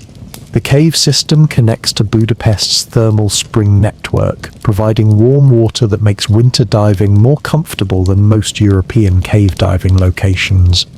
The cave maintains constant water temperature of 28 degrees Celsius year-round due to geothermal heating from deep underground sources. The warm water eliminates hypothermia concerns that plague most European cave diving, but creates other problems related to thermal comfort and equipment management. Your solo diving plan violates standard cave diving safety protocols. that require buddy teams for mutual assistance during emergencies. Solo cave diving multiplies risk factors exponentially, but you've conducted hundreds of solo dives in familiar cave systems without incident. Hungarian cave diving authorities allow solo diving by highly qualified divers in well-mapped cave systems where rescue protocols are established and emergency support is readily available. The regulations balance individual freedom with public safety concerns. Access to Molnar János Cave requires descending through a vertical shaft in a Budapest park where local residents walk dogs, children play, and elderly people feed pigeons. The contrast between surface normalcy and underground danger creates cognitive dissonance.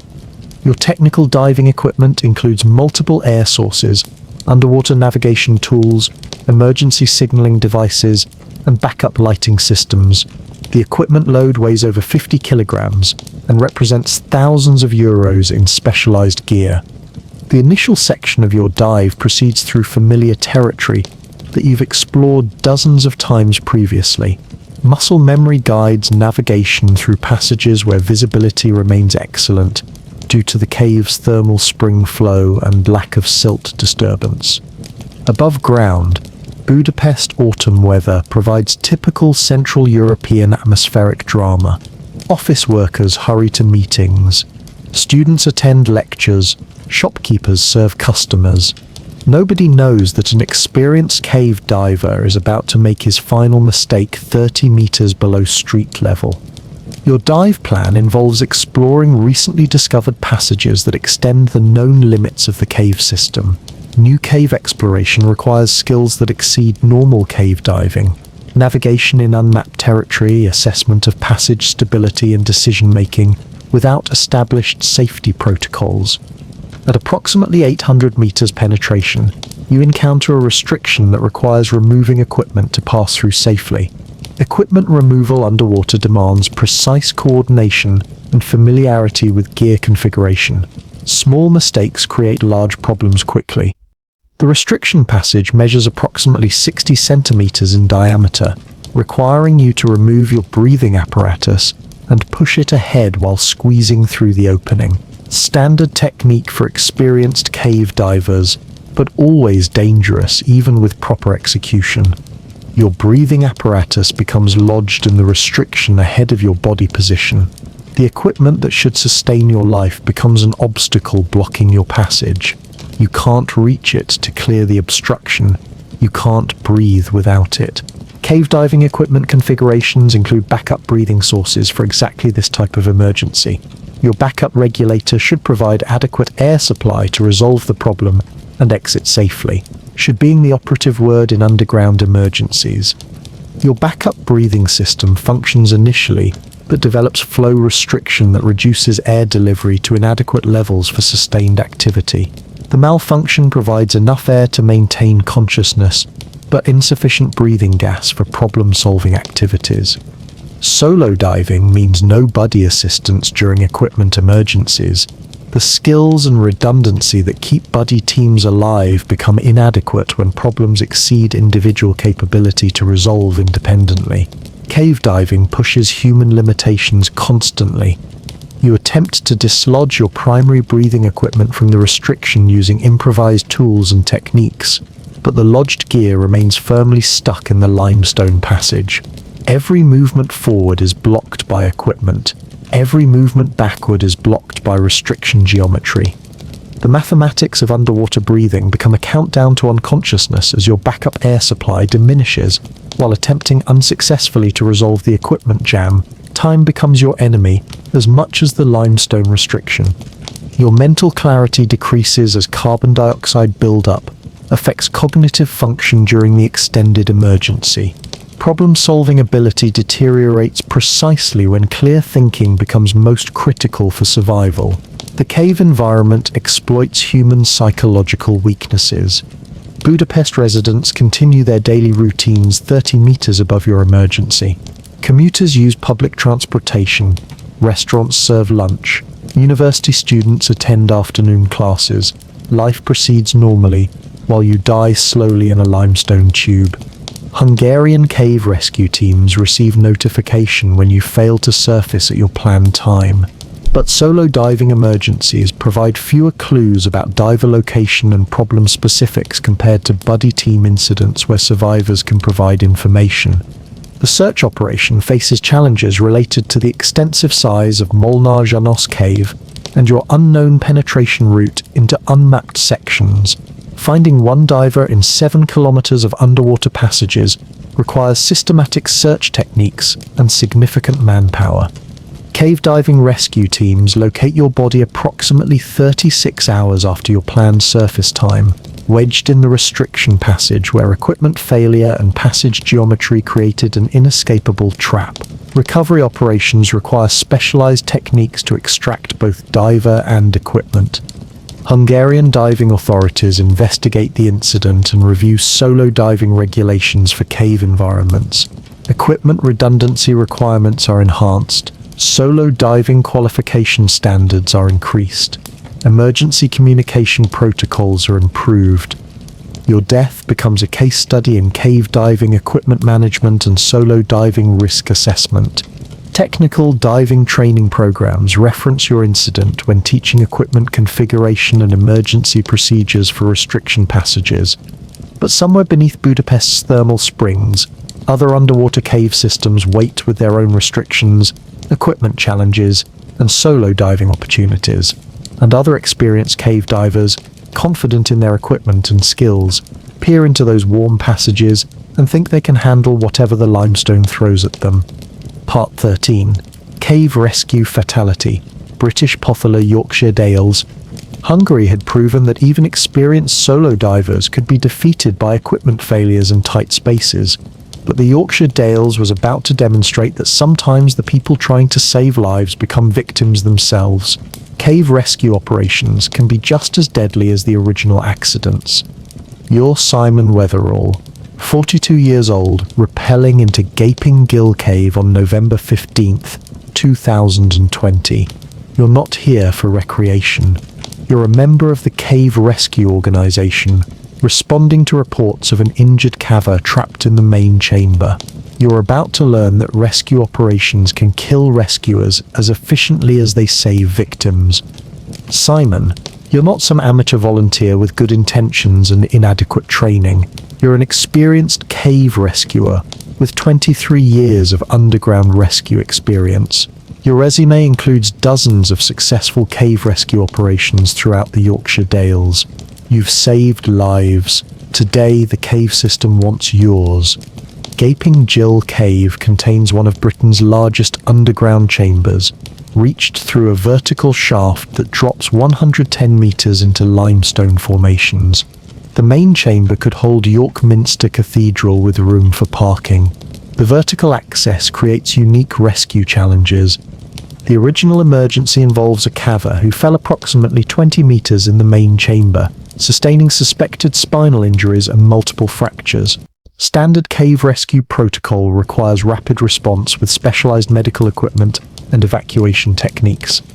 Your rescue team consists of 12 experienced volunteers equipped with technical rescue gear, medical supplies, and communication equipment necessary for conducting medical treatment and evacuation operations in underground environments.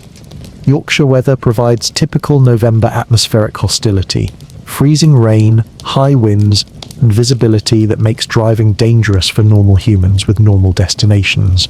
Cave rescue operations proceed regardless of surface weather conditions. Access to Gaping Gill requires rappelling down the main shaft using fixed rope systems and mechanical descent devices. The shaft walls consist of limestone that becomes slippery when wet, which describes its permanent condition in Yorkshire. Your descent begins normally using established rope systems and standard rappelling techniques. Your equipment functions properly. Your technique remains sound. Everything proceeds according to rescue protocols until you reach approximately 60 meters depth. At 60 meters, your primary rappelling device experiences mechanical failure when a spring component breaks under load. The device locks onto the rope, preventing further descent while simultaneously preventing ascent. You're suspended in the middle of a vertical shaft with no reliable means of movement. Above ground, Yorkshire November weather continues its assault on anything warm-blooded or mechanical. Rescue coordinators manage surface operations while monitoring weather conditions that could affect evacuation helicopter operations. Weather becomes a factor in rescue complexity. Your backup rappelling device should provide redundancy for exactly this type of mechanical failure, but the backup system uses the same rope as your primary device. When your primary device locks onto the rope, it prevents the backup device from functioning properly. Cave rescue protocols include communication systems for exactly this type of emergency, but radio signals don't penetrate limestone effectively when transmitted from inside vertical shafts. Your situation becomes known to surface teams only when you fail to reach the chamber at expected time. The original injured cava remains in the main chamber requiring medical attention, while your equipment failure creates a secondary emergency that demands immediate response. Cave rescue operations often develop cascading problems that exceed available resources. Your team members recognize the problem when your descent stops and you fail to respond to rope signal communications. Rescue operations require constant communication between team members to coordinate activities and monitor safety status. Surface rescue coordinators face difficult decisions about resource allocation, continue the original rescue operation, or divert personnel to address your equipment failure. Cave rescue operations often involve multiple simultaneous emergencies that compete for limited resources. Your suspended position in the vertical shaft creates medical concerns related to harness suspension trauma. Prolonged hanging in rescue harnesses can cause circulation problems and cardiovascular complications that become life-threatening after extended periods. Harness suspension trauma occurs when leg straps restrict blood circulation during prolonged vertical suspension. The condition can cause unconsciousness and cardiovascular collapse within 30 minutes of onset. Time becomes critical for resolution of equipment failures. Additional rescue personnel descend the shaft using alternate rope systems to reach your position and provide assistance with equipment repair or alternative descent methods. The operation requires careful coordination to prevent additional equipment failures. The rescue technique involves transferring your weight from the failed rappelling device to backup systems while maintaining safety margins in vertical environment. The procedure requires precise coordination between multiple rescuers working at height in confined space. During the transfer procedure, your backup safety line experiences failure when connecting hardware opens under load. The secondary failure occurs while your primary support system is already compromised, creating immediate life-threatening fall potential. Your fall protection systems fail simultaneously, causing an uncontrolled descent down the remaining 50 meters of shaft toward the chamber floor. Impact velocity approaches terminal velocity, despite the relatively short fall distance in vertical cave environment.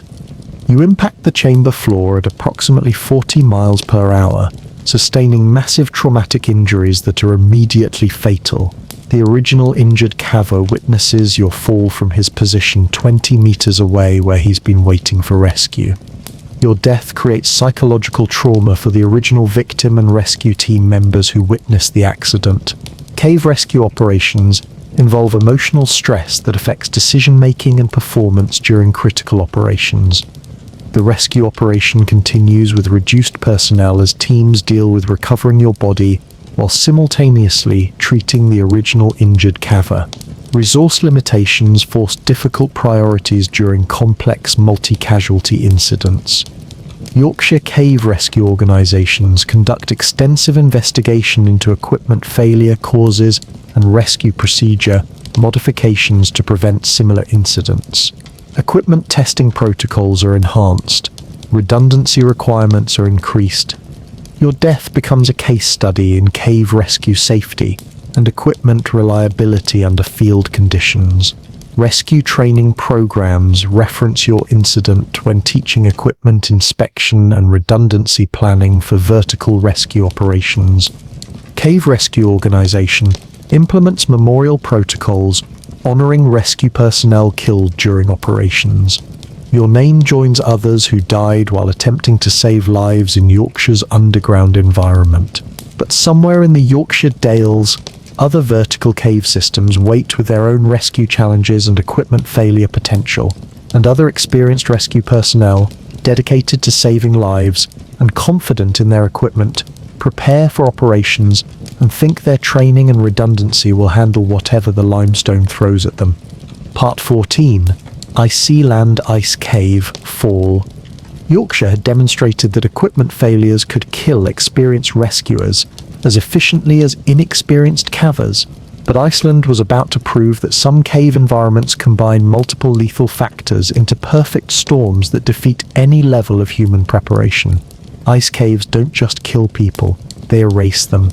You're Eric Johansson, 31 years old, standing at the entrance to an ice cave beneath Vatnajökull Glacier on January 8th, 2021.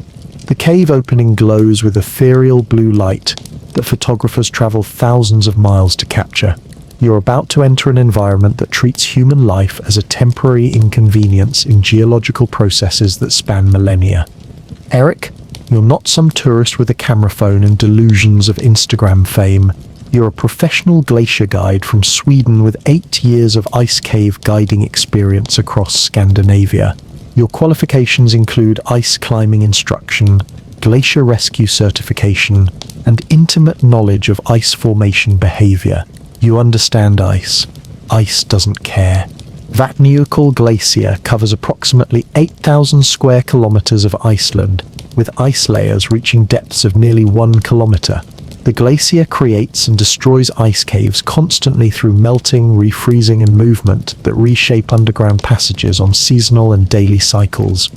Ice cave formation results from geothermal activity beneath the glacier that melts passages through ice layers, creating temporary tunnel systems that exist until geological forces close them again. The caves are beautiful. They're also inherently unstable and potentially lethal. Your guided tour group consists of 6 international tourists equipped with ice climbing gear, helmets, and crampon footwear designed for glacier travel. The group includes experienced hikers and climbers who understand outdoor risks but lack specific ice cave experience. Icelandic weather provides typical January atmospheric violence, sub-zero temperatures, hurricane-force winds, and precipitation that shifts between snow, sleet, and freezing rain without warning. Ice cave conditions change rapidly based on surface weather patterns. Access to the ice cave requires hiking across unstable glacier surface, where hidden crevasses and unstable ice bridges create constant hazards. The approach route changes daily as glacier movement opens new gaps and closes existing passages. Your safety briefing emphasizes ice cave instability and the need for constant vigilance regarding overhead ice conditions. Ice caves can collapse without warning when thermal conditions or structural stress exceed ice strength limits. The initial section of ice cave exploration proceeds through passages wide enough for comfortable group movement. The ice formations display spectacular blue coloration created by light refraction through compressed glacier ice. Photography opportunities seem endless. Above ground, Icelandic January weather delivers typical atmospheric hostility that makes survival shelters look appealing. Wind speeds exceed 60 kilometers per hour. Temperature drops to -25 degrees Celsius. Weather conditions affect ice cave stability through thermal stress and vibration. Your group progresses deeper into the ice cave system, following routes that you've guided dozens of times during the current season. The passages feel familiar and stable based on previous visits and ongoing structural assessment. At approximately 100 meters from the entrance, you notice subtle changes in ice conditions that suggest thermal stress in the cave structure. Ice formations show stress fractures in areas where recent melting has altered passage geometry. Ice cave structural assessment requires constant evaluation of overhead ice thickness, fracture patterns, and thermal conditions that affect ice strength.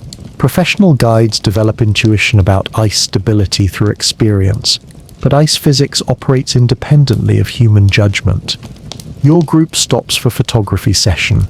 in a chamber where blue ice formations create dramatic lighting effects. The chamber contains overhead ice layers approximately 3 meters thick, supported by ice pillars and natural arch formations. During the photography session, you detect subtle sounds indicating ice movement overhead. Ice caves produce various sounds as thermal stress causes expansion, contraction, and structural adjustment. Distinguishing dangerous sounds from normal ice behavior requires considerable experience. The acoustic warning suggests immediate evacuation from the chamber, but tourist groups move slowly through ice caves due to crampon footwear and photography equipment. Rapid evacuation requires abandoning expensive camera gear and potentially dangerous movement on ice surfaces. Your evacuation warning comes approximately 30 seconds before catastrophic structural failure occurs in the overhead ice layers. The timing provides insufficient evacuation opportunity for 6 people wearing crampons and carrying photography equipment. The ice collapse begins with failure of a support pillar that triggers cascading structural failure throughout the chamber overhead. Approximately 50 tons of ice falls from heights up to 4 meters onto the chamber floor where your group is attempting evacuation. You're struck by ice blocks weighing several hundred kilograms each, causing massive traumatic injuries that are immediately fatal. The falling ice continues for approximately 15 seconds, filling the chamber with debris and eliminating any survival space. 4 members of your tour group are killed immediately by impact trauma from falling ice blocks. 2 group members survive the initial collapse but sustain severe injuries that require immediate medical attention in sub-zero cave environment. The ice collapse blocks the chamber entrance, trapping survivors in unstable ice cave environment, with limited emergency supplies and no communication with surface support teams. Rescue operations face access challenges created by structural debris. Icelandic search and rescue teams respond to the emergency when your group fails to return at scheduled time, but ice cave rescue operations require specialized equipment and techniques for working in unstable glacier environments. Surface weather conditions prevent helicopter operations during initial rescue attempts. Ground-based rescue teams must traverse dangerous glacier terrain to reach the ice cave entrance while carrying heavy rescue equipment. The rescue operation requires ice-cutting equipment to clear debris from collapsed passages and create access routes for reaching trapped survivors. Ice removal operations risk triggering additional structural failures in unstable cave systems. Rescue teams successfully extract the 2 survivors after 18 hours of ice cave rescue operations, but exposure to sub-zero temperatures and traumatic injuries require extensive medical treatment and rehabilitation.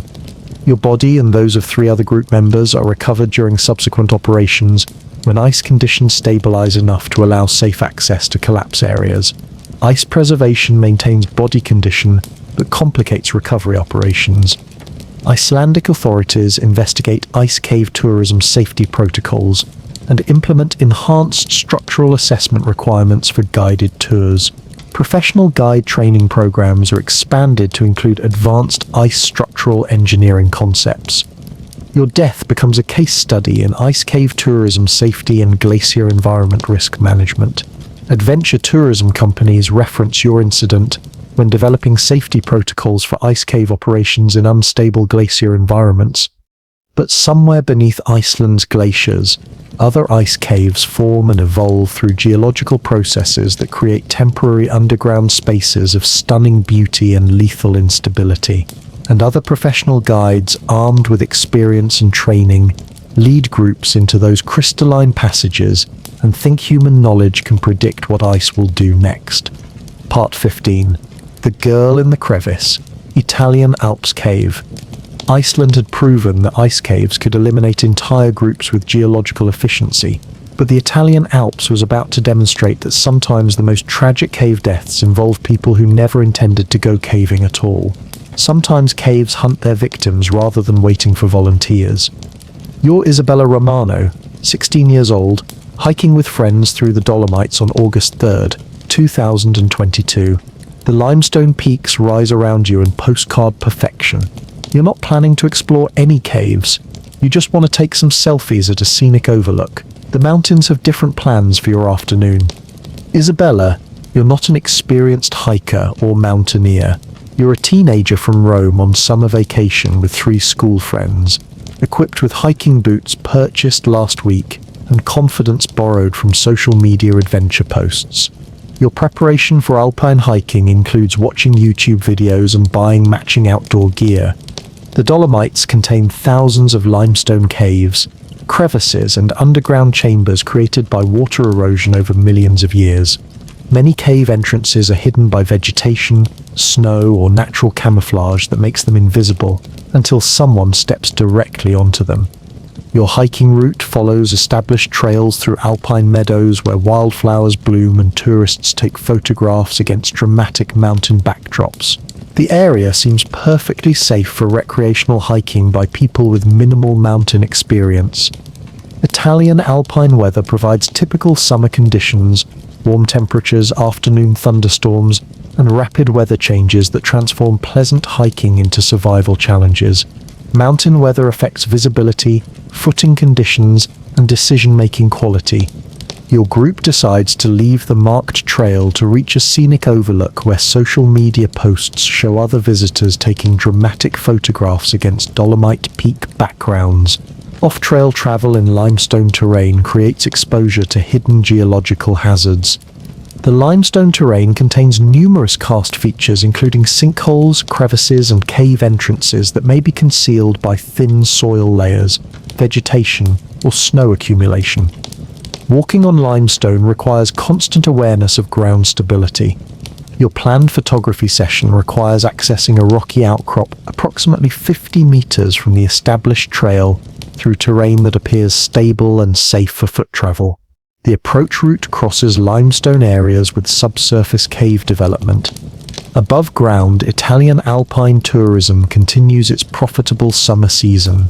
Mountain huts serve meals to hikers.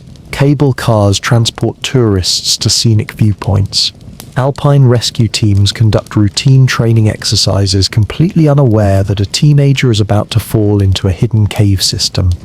You reach the rocky outcrop and begin photographing your group against the mountain scenery.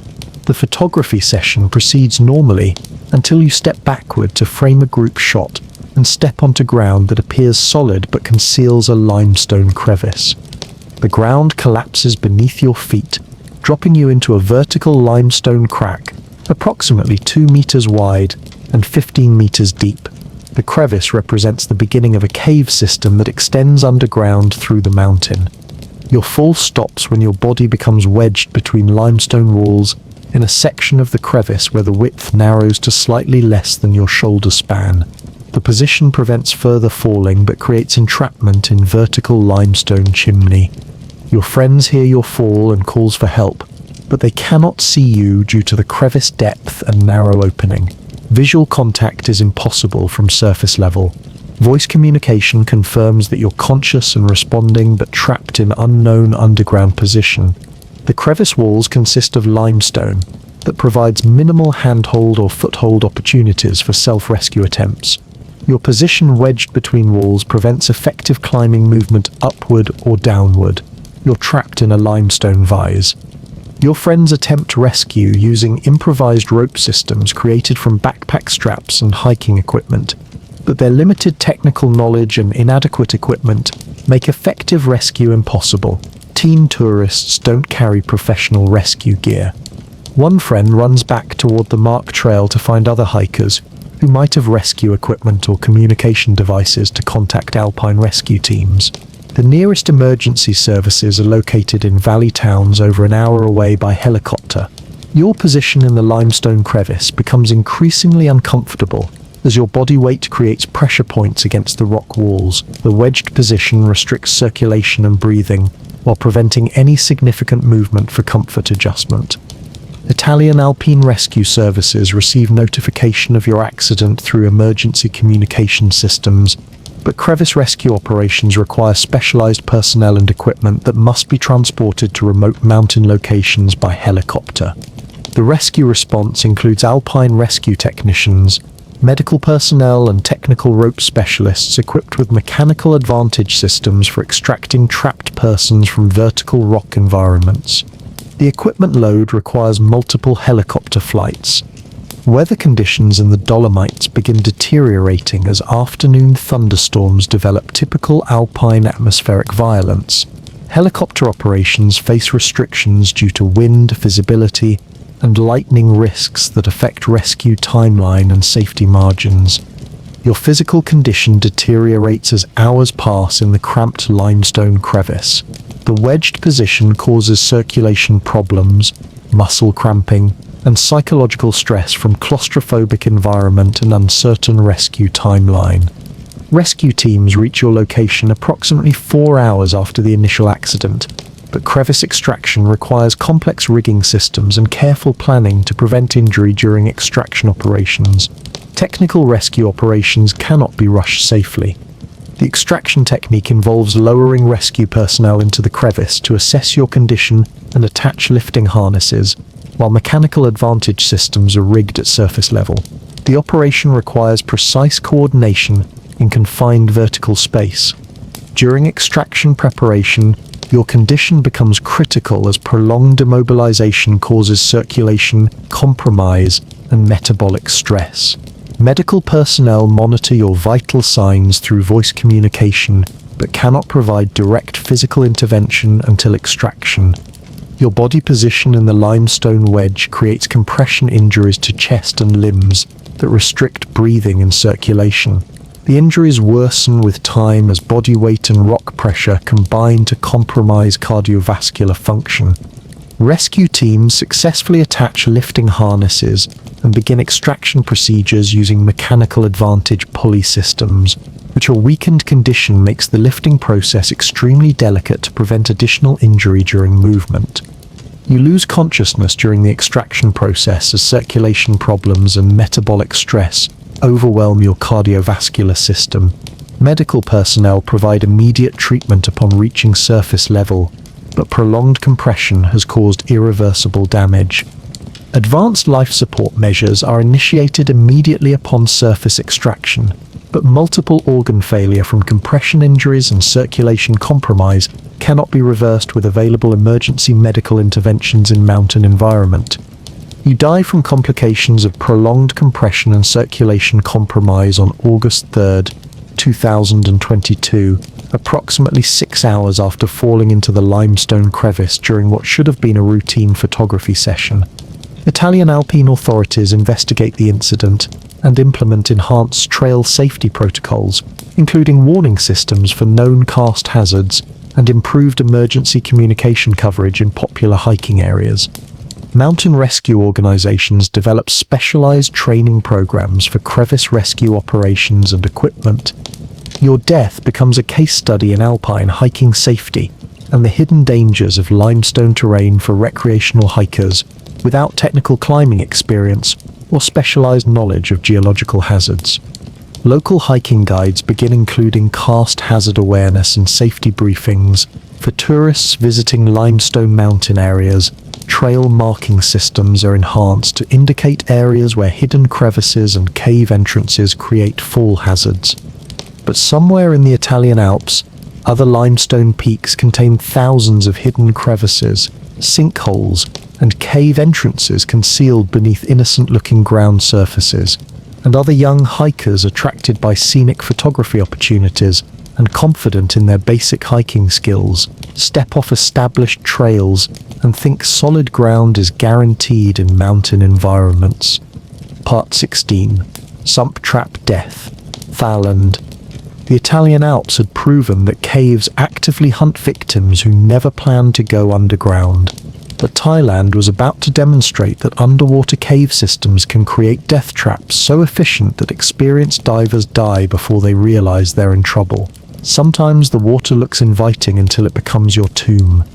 You're James Morrison, 45 years old, floating in the crystal clear water of a Thai cave system on December 15th, 2023. The water temperature feels perfect. Visibility extends for dozens of meters. Everything looks like paradise until you discover that paradise can drown you just as efficiently as any hell. James, You're not some vacation diver with fresh certification cards. You're an experienced technical diver from Australia with over 2,000 logged dives, including extensive cave diving experience throughout Southeast Asia. Your equipment costs more than most people's cars. Your skills have kept you alive in dozens of challenging underwater environments. Thai cave systems develop through limestone dissolution in tropical climates, where heavy rainfall and high temperatures accelerate chemical weathering processes. The result creates underwater cave networks that extend for unknown distances through mountain ranges. The cave you're exploring sits beneath limestone hills near the Myanmar border, where geological surveys are incomplete and cave mapping remains minimal.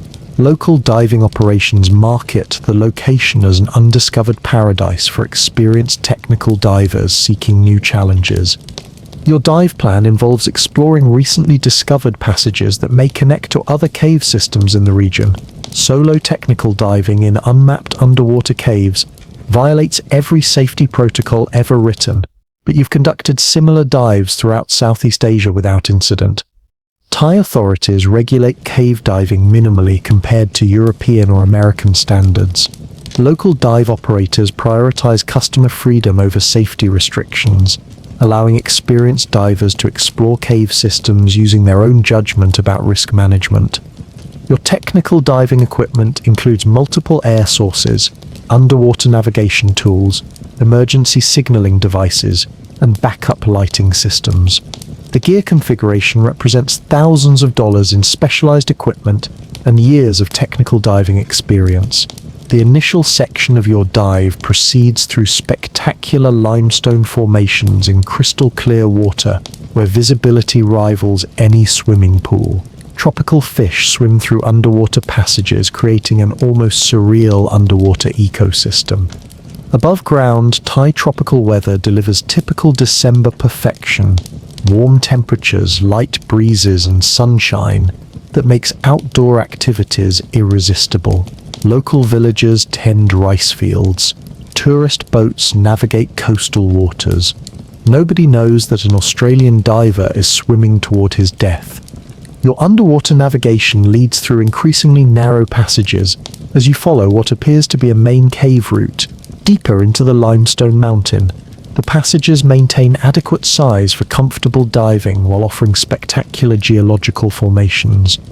At approximately 400 meters penetration, you encounter your first sump, the section where the cave passage completely fills with water and continues underwater for unknown distance. Sumps require technical diving skills and careful gas management for safe passage.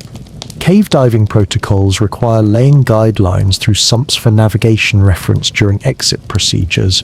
You install guideline anchors and begin laying rope through the underwater passage while maintaining proper buoyancy control in confined space. The sump passage continues much longer than expected based on visual assessment from the approach side.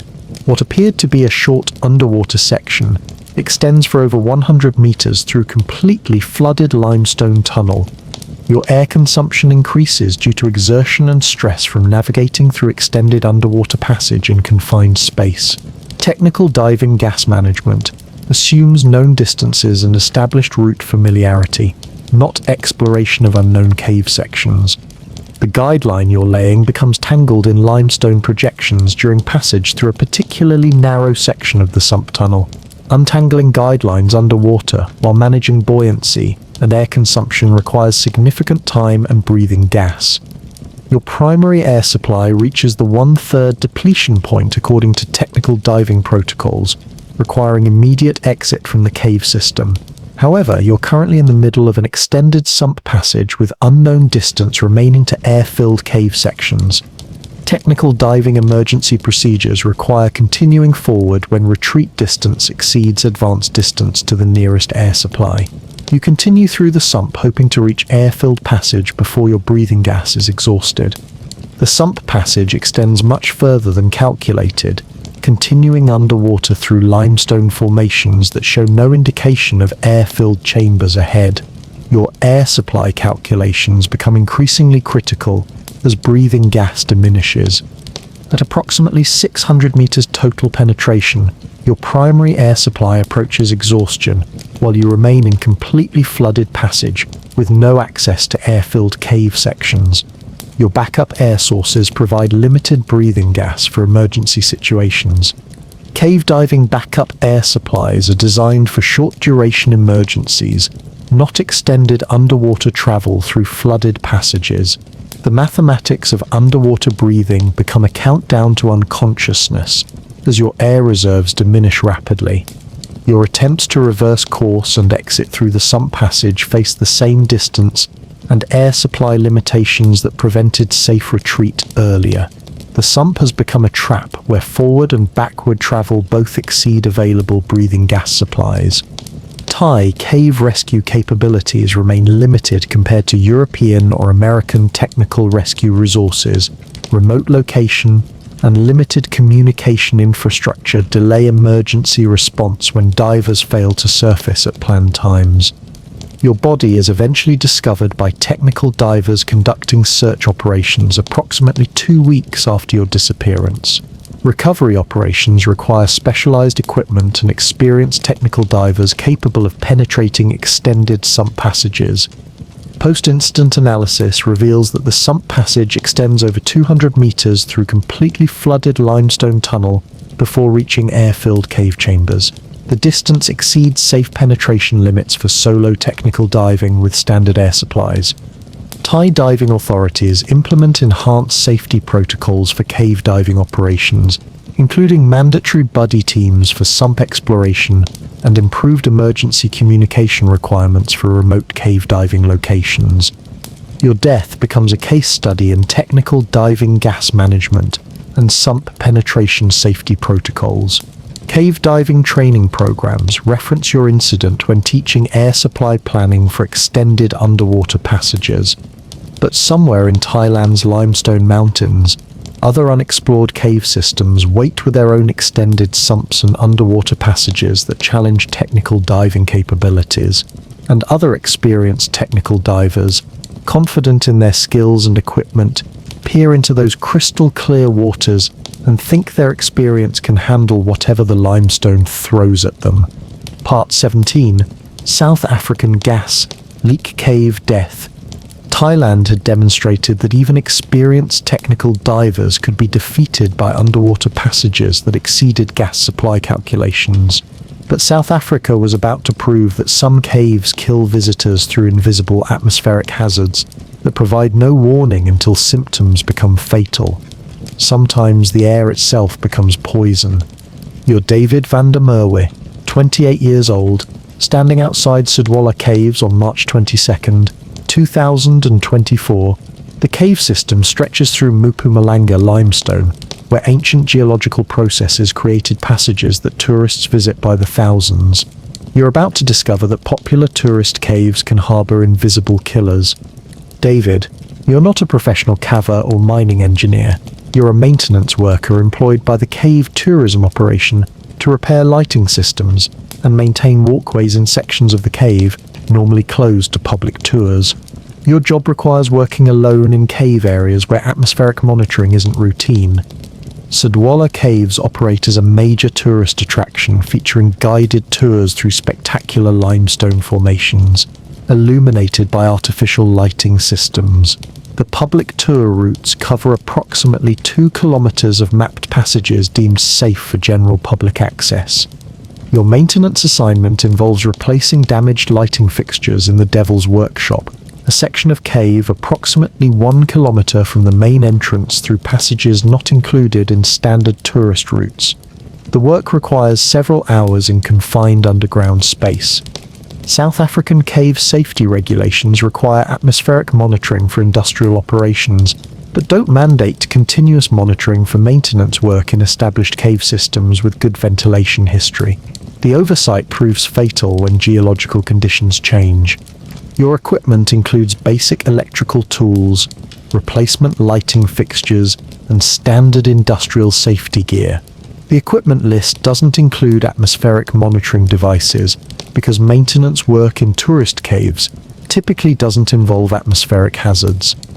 The Devil's Workshop chamber sits at the end of a passage that slopes downward from main cave levels, creating a natural collection point for gases heavier than normal air. Carbon dioxide accumulates in low areas of cave systems through various geological processes. Recent geological activity in the region has increased carbon dioxide production from underground sources, but the changes haven't been detected by routine cave monitoring systems focused on tourist safety rather than atmospheric composition in restricted areas. You enter the Devil's Workshop chamber, carrying tools and replacement equipment for a maintenance job, estimated to require approximately 4 hours of work. The chamber feels normal, with no obvious atmospheric anomalies or unusual conditions. Above ground, South African autumn weather provides typical Mpumalanga atmospheric conditions. Mining operations continue normal production. Tourist groups enjoy cave tours. Local communities go about daily routines completely unaware that underground atmospheric conditions have become lethal. Your lighting repair work proceeds normally for approximately 30 minutes, while carbon dioxide concentrations gradually increase in the chamber due to ongoing geological gas production and limited air circulation in the confined space. Carbon dioxide is colorless, odorless, and undetectable by human senses until concentrations reach levels that impair mental function. The gas displacement of normal air occurs gradually without obvious warning signs until symptoms become apparent. At approximately 45 minutes into your work session, you begin experiencing subtle symptoms of carbon dioxide exposure: mild headache, slight dizziness, increased breathing rate. The symptoms resemble minor exertion effects rather than atmospheric poisoning. You continue working because the symptoms seem manageable, and the lighting repair requires completion before tourist operations resume the following day. Carbon dioxide poisoning affects judgment before it affects consciousness, preventing recognition of danger. The chamber's carbon dioxide concentration continues increasing as geological sources produce gas faster than natural ventilation can remove it. Your metabolic processes add additional carbon dioxide to the confined airspace through normal respiration. At approximately 90 minutes into your work session, your symptoms worsen significantly. Intense headache, pronounced dizziness, labored breathing despite minimal physical exertion. The symptoms now clearly indicate serious atmospheric problems. Your recognition of danger comes too late, as carbon dioxide concentration has reached levels that severely impair mental clarity and physical coordination. Attempts to evacuate the chamber become difficult due to confusion and disorientation. Carbon dioxide concentrations exceeding safe exposure limits cause rapid deterioration of cognitive function and physical coordination. Your ability to operate tools, navigate passages, and solve problems decreases precisely when these skills become critical for survival. The passage leading from the Devil's Workshop to main cave areas requires climbing over obstacles and navigating through sections where low ceiling height demands crawling. Carbon dioxide poisoning makes these normally simple tasks extremely difficult. Your evacuation attempt fails when disorientation causes navigation errors in passage sections that seemed familiar during normal mental function. Carbon dioxide toxicity affects spatial awareness and memory recall needed for underground navigation. Surface personnel at Sudwala Caves realize you're missing when you fail to complete scheduled maintenance work and don't respond to radio communication attempts. Cave rescue protocols require search operations when workers become overdue. The search team, equipped with atmospheric monitoring equipment, discovers dangerous carbon dioxide levels in the Devil's Workshop chamber and surrounding passages. Emergency ventilation procedures are implemented before rescue personnel can safely enter the area. Your body is recovered from the chamber where atmospheric monitoring reveals carbon dioxide concentrations over 10 times normal ambient levels. Post-incident analysis determines that recent geological activity increased gas production from underground sources. South African mining and cave safety authorities investigate the incident and implement enhanced atmospheric monitoring requirements for all underground maintenance operations, even in established tourist cave systems with historical safety records. Industrial safety protocols are updated to include mandatory atmospheric monitoring for any underground work regardless of historical safety records or perceived risk levels. Equipment specifications and training requirements are enhanced. Your death becomes a case study in industrial cave safety and atmospheric hazard management in underground tourism operations. Safety training programs reference your incident when teaching atmospheric monitoring procedures for cave maintenance work. Cave tourism operations implement continuous atmospheric monitoring systems in all cave sections where personnel work, not just areas open to public tours. Early warning systems are installed to alert workers to atmospheric hazards. But somewhere in South Africa's limestone regions, other cave systems contain geological sources of atmospheric hazards that may not be apparent until environmental conditions change, and other maintenance workers, confident in established safety records, enter those underground workspaces and think normal air is guaranteed in familiar cave environments. Part 18. Paul Deacon, Ease Gill Caverns, UK. South Africa had proven that familiar caves could develop invisible atmospheric killers without warning, but the Yorkshire Dales was about to demonstrate that sometimes experienced cavers die in cave systems they know intimately, killed by conditions that shouldn't be dangerous to people with their skill level. Sometimes expertise becomes irrelevant. You're Paul Deacon, 53 years old, preparing for a solo survey expedition in these Gill Caverns on February 7th, 2025. You've been exploring these passages for over 30 years. The cave system feels like your underground home. Today, home decides to kill you. Paul, you're not some weekend amateur with expensive gear and inadequate experience. You're a respected member of the British Cave Research Association, with hundreds of published cave surveys to your credit. Your mapping work has contributed to understanding cave systems throughout the UK. You know caves. This one knows you better. Ease Gill Caverns represents one of Britain's most extensive cave systems, stretching for over 70 kilometres through Yorkshire limestone. The system connects multiple cave entrances and contains passages ranging from comfortable walking routes to technical climbing sections. Your solo survey mission involves completing detailed mapping of recently discovered passages that extend the known limits of the cave system. Solo surveying violates standard caving safety protocols, but your experience level and intimate knowledge of Ease Gill justifies the risk assessment. Yorkshire weather delivers typical February atmospheric punishment: freezing temperatures, driving rain and wind that makes survival shelters seem reasonable. Cave environments provide refuge from surface weather, but underground conditions create their own challenges. Your survey equipment includes precision instruments for measuring passage dimensions, compass bearings, and elevation changes needed for accurate cave mapping. The surveying process requires methodical work in confined spaces over extended time periods. Access to the survey area requires navigating through several kilometers of familiar passage to reach previously unexplored sections.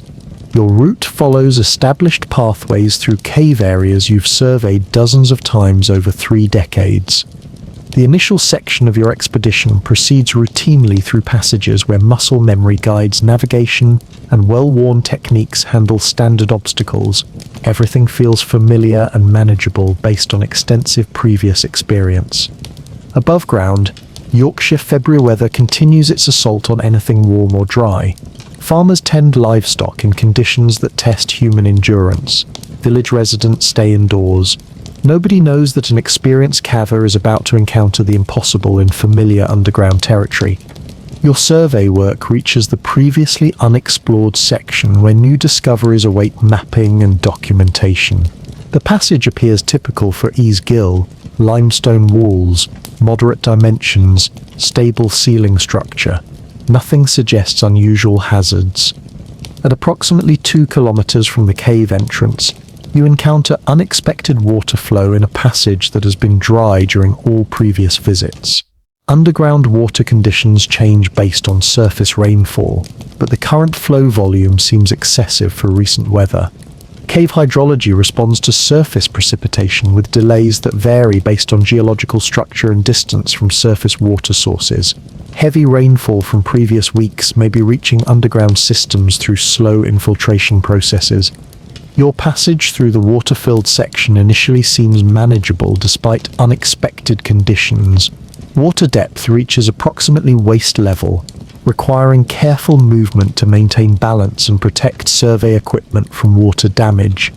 The water flow increases noticeably during your passage through the flooded section, suggesting active drainage from surface sources through cave systems.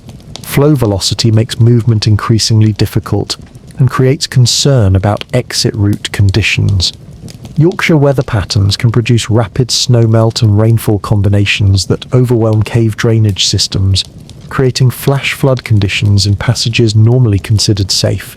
Weather reports don't always predict underground water impacts accurately. Your exit route becomes compromised when water levels rise to levels that make passage unsafe for solo navigation. The same passages that provided comfortable access now represent drowning hazards due to increased water flow and depth. Cave flood emergency protocols require remaining in safe areas until water levels recede, but your solo status means no surface support team monitors your expected return time or initiates search procedures when you become overdue. The cave section where you're trapped by rising water provides adequate airspace and dry areas for temporary shelter, but prolonged isolation in cave environments creates exposure risks even for experienced cavers with proper equipment. Your emergency survival gear includes basic food, water, and thermal protection adequate for temporary emergencies, but equipment limitations become critical during extended underground isolation in winter conditions. Cave temperatures in Yorkshire systems average approximately 8 degrees Celsius year-round, creating hypothermia risks during prolonged exposure without adequate thermal protection. Your body heat loss accelerates when clothing becomes wet from passage through flooded areas. Hours pass as you wait for water levels to recede enough to allow safe exit through flooded passages. Underground water drainage can take days depending on surface weather conditions and geological factors affecting flow rates. Your physical condition deteriorates as exposure to cold cave environment and stress from emergency situation combine to challenge your metabolic and cardiovascular systems. Age becomes a factor in endurance during extended survival situations. The combination of hypothermia, exhaustion, and cardiovascular stress from emergency conditions overwhelms your body's ability to maintain essential functions. Survival in cave environments requires physical reserves that diminish with age and extended exposure. Yorkshire cave rescue teams eventually locate your body when search operations are initiated after you fail to return home at expected time. The discovery occurs several days after the original flooding incident when water levels have receded. British Cave Research Association conducts investigation into solo caving safety protocols and flooding risk assessment in familiar cave systems. Weather monitoring integration with caving safety procedures receives enhanced emphasis. Your death becomes a case study in solo caving safety and the dangers of changing environmental conditions in familiar cave systems. Caving safety training programs reference your incident when teaching weather impact assessment and emergency planning. Cave rescue organizations implement enhanced communication requirements for solo expeditions and improved weather monitoring protocols for assessing underground flooding risks in various cave systems. But somewhere in the Yorkshire Dales, other extensive cave systems wait with their own hydrological surprises and changing environmental conditions, and other experienced cavers, confident in their knowledge of familiar underground terrain, enter those passages and think 3 decades of experience can predict what weather will do to cave hydrology. Part 19, Jean-Claude Bouvier, Gulfrey-Berger, France. The Yorkshire Dales had proven that familiar caves could kill their most experienced explorers through unexpected environmental changes. But France was about to demonstrate that some cave systems are so technically demanding that even world-class cavers can be defeated by equipment failures in environments where mistakes become immediately fatal. Sometimes skill level becomes irrelevant. Your Jean-Claude Bouvier, 47 years old, beginning your descent into Gufraberge on April 12, 2025. The cave system drops over 1,000 meters into French limestone, where underground rivers flow through passages that challenge human limits. You're about to enter one of Europe's most technically demanding cave systems. Jean-Claude, you're not some amateur with delusions of underground adventure. You're a world-renowned French speleologist with expedition experience on every continent. Your resume includes first descents of cave systems that appear in textbooks. You've spent more time underground than most people spend in their cars. The cave doesn't care about your reputation. Gufraberge represented the world's deepest cave when first explored in the 1950s. The system requires advanced technical skills including complex rope work, underground camping, and navigation through passages where one mistake eliminates any possibility of rescue. Your expedition involves a solo push to explore potential new passages beyond the current mapped limits of the cave system. Solo exploration in Gufraberge violates every safety protocol ever written, but your skill level and experience justify risks that would be suicide for normal cavers. French alpine weather provides typical April atmospheric drama with spring storms that dump enormous amounts of water onto limestone terrain. Cave hydrology responds dramatically to surface precipitation through underground drainage systems. Your descent equipment includes multiple rope systems, mechanical ascending devices, emergency shelter and survival supplies for extended underground operations. The gear load weighs over 40 kilograms and represents decades of equipment evolution and personal modification. Access to Gufraberge requires descending through a series of vertical shafts connected by horizontal passages where underground rivers flow toward unknown destinations. The cave system resembles a vertical city built for creatures comfortable with heights. Your initial descent proceeds through familiar territory where established rope systems and known techniques handle standard obstacles. Muscle memory guides equipment used through hundreds of meters of vertical rope work. Above ground, French alpine weather unleashes typical spring atmospheric violence. Mountain streams swell with snowmelt and rainfall. Valley communities monitor flood warnings. Nobody knows that a world-class caver is descending into a cave system that's about to become a drainage pipeline. Your descent reaches the 500-meter depth level where underground water flow begins showing signs of recent surface precipitation. Stream levels appear higher than expected based on weather forecasts and historical flow patterns. French limestone terrain channels surface water into underground systems through complex geological pathways that concentrate drainage from large surface areas into cave passages. Heavy rainfall creates underground flooding that can trap cavers for days. At approximately 700 meters depth, you encounter your first technical challenge when primary rope systems show signs of wear from repeated use and abrasion against limestone edges. Rope inspection reveals fiber damage that could compromise safety during ascent operations.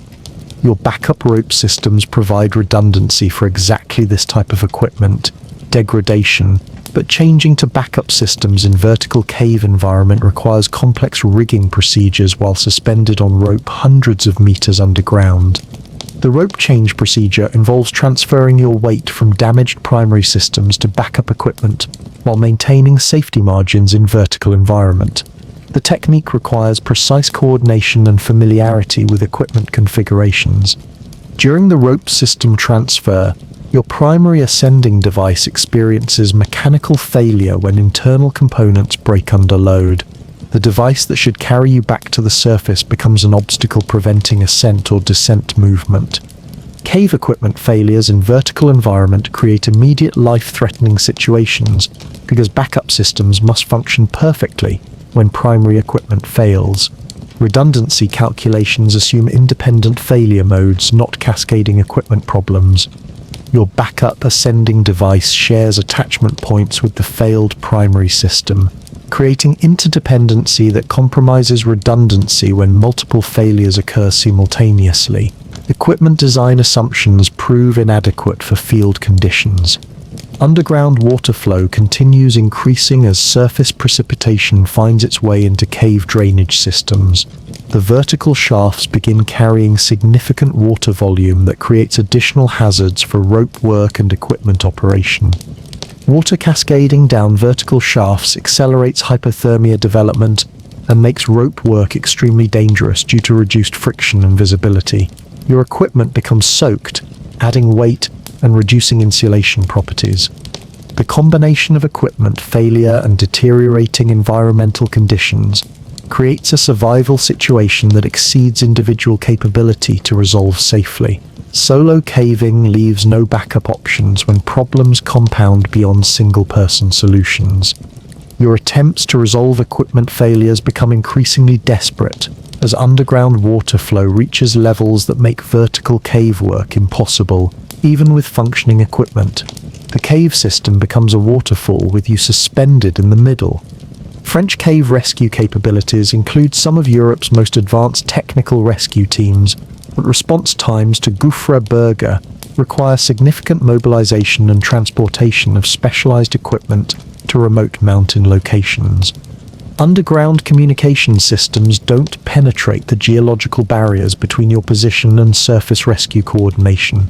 Emergency beacon devices work poorly in vertical cave environments where signal transmission faces interference from limestone walls. Your situation deteriorates beyond recovery capability when equipment failures combine with environmental conditions that prevent self-rescue or assisted rescue operations. The cave system has created perfect conditions for eliminating even world-class cavers. French rescue teams eventually locate your body suspended on rope systems approximately 800 meters below the cave entrance, where equipment failure and flooding combine to create unsurvivable conditions. International caving communities mourn the loss of one of the world's most accomplished cave explorers. Your death sends shockwaves through speleological organizations worldwide, because if someone of your skill level can die in caves, everyone is vulnerable. Cave equipment manufacturers review design specifications and failure mode analysis based on your incident. Redundancy requirements and environmental resistance standards are enhanced for vertical caving equipment. Your death becomes a case study in technical caving equipment, reliability and environmental risk assessment for extreme cave exploration. Training programs reference your incident when teaching equipment inspection and environmental condition assessment. But somewhere in French limestone mountains, other technically demanding cave systems wait with their own equipment challenges and environmental hazards. And other world-class cavers, confident in their skills and equipment, peer into those vertical openings and think their experience can handle whatever the depths throw at them. Part 20. Rob Palmer, Blue Hole, Dahab. France had proven that world-class technical skills couldn't overcome equipment failures in hostile underground environments. But Egypt was about to demonstrate that sometimes the most lethal cave systems disguise themselves as simple diving destinations until experienced divers discover that the easy entrance leads to impossible exits. Sometimes paradise becomes purgatory. You're Rob Palmer, 54 years old, floating above the Blue Hole entrance near Dahab on April 29th, 2025. The coral formation drops into crystalline water that seems designed for postcards. You're about to enter an underwater cave system that kills technical divers with methodical efficiency while maintaining its reputation as a beautiful diving destination. Rob, you're not some vacation diver with rental equipment and tourist enthusiasm. You're one of Britain's most accomplished technical divers with over 40 years of deep diving and cave exploration experience. Your diving resume includes exploration projects in some of the world's most challenging underwater environments. You understand risk. Risk doesn't negotiate. The Blue Hole represents an underwater sinkhole, approximately 100 meters in diameter, that drops to depths exceeding 100 meters through a coral formation in the Red Sea. The site attracts technical divers worldwide for its beauty and challenging depth profiles. Your dive plan involves exploring the underwater passages that connect the Blue Hole to open sea through horizontal tunnels at approximately 55 meters depth. The passages offer spectacular underwater scenery but require precise navigation and gas management for safe completion. Egyptian Red Sea conditions provide ideal diving weather, warm temperatures, minimal surface waves, and underwater visibility exceeding 40 meters. The environmental conditions seem perfect for technical diving operations. Your technical diving equipment includes multiple gas sources with Trumix breathing gases designed for deep diving operations. The equipment configuration represents thousands of pounds in specialized gear and decades of technical diving experience. The blue hole entrance provides easy access through shallow water that gradually deepens toward the main shaft. Recreational divers safely explore the upper sections, while technical divers continue to deeper areas requiring advanced training and equipment. Your descent begins through the recreational diving area, where tropical fish populate coral formations in water, so clear it seems artificial. The scenery creates sensory overload that can distract technical divers from critical safety procedures. Above ground, Egyptian desert weather provides typical Red Sea atmospheric perfection. Tourist resorts operate at capacity. Diving boats ferry recreational divers to coral reef sites. Local communities support diving tourism. Nobody knows that a British technical diver is swimming toward his death. Your dive reaches the 55-meter depth level, where horizontal passages branch from the main blue hole shaft toward connections with open sea. The passages appear inviting with excellent visibility and moderate current flow. The horizontal passage you select extends much further than expected based on previous dive reports and chart information. What appears to be a straightforward swim-through tunnel continues for over 100 meters through underwater limestone formations. Technical diving gas management assumes known distances and established route familiarity for calculating air supply requirements. Exploration diving in unknown underwater passages creates gas planning challenges that multiply safety risks exponentially. Your navigation through the extended horizontal passage consumes more breathing gas than calculated due to increased distance and swimming effort required for passage through areas with moderate current resistance. The passage continues through multiple chambers and restrictions that require careful buoyancy control and navigation skills. Each chamber represents additional distance from the blue hole entrance and additional breathing gas consumption.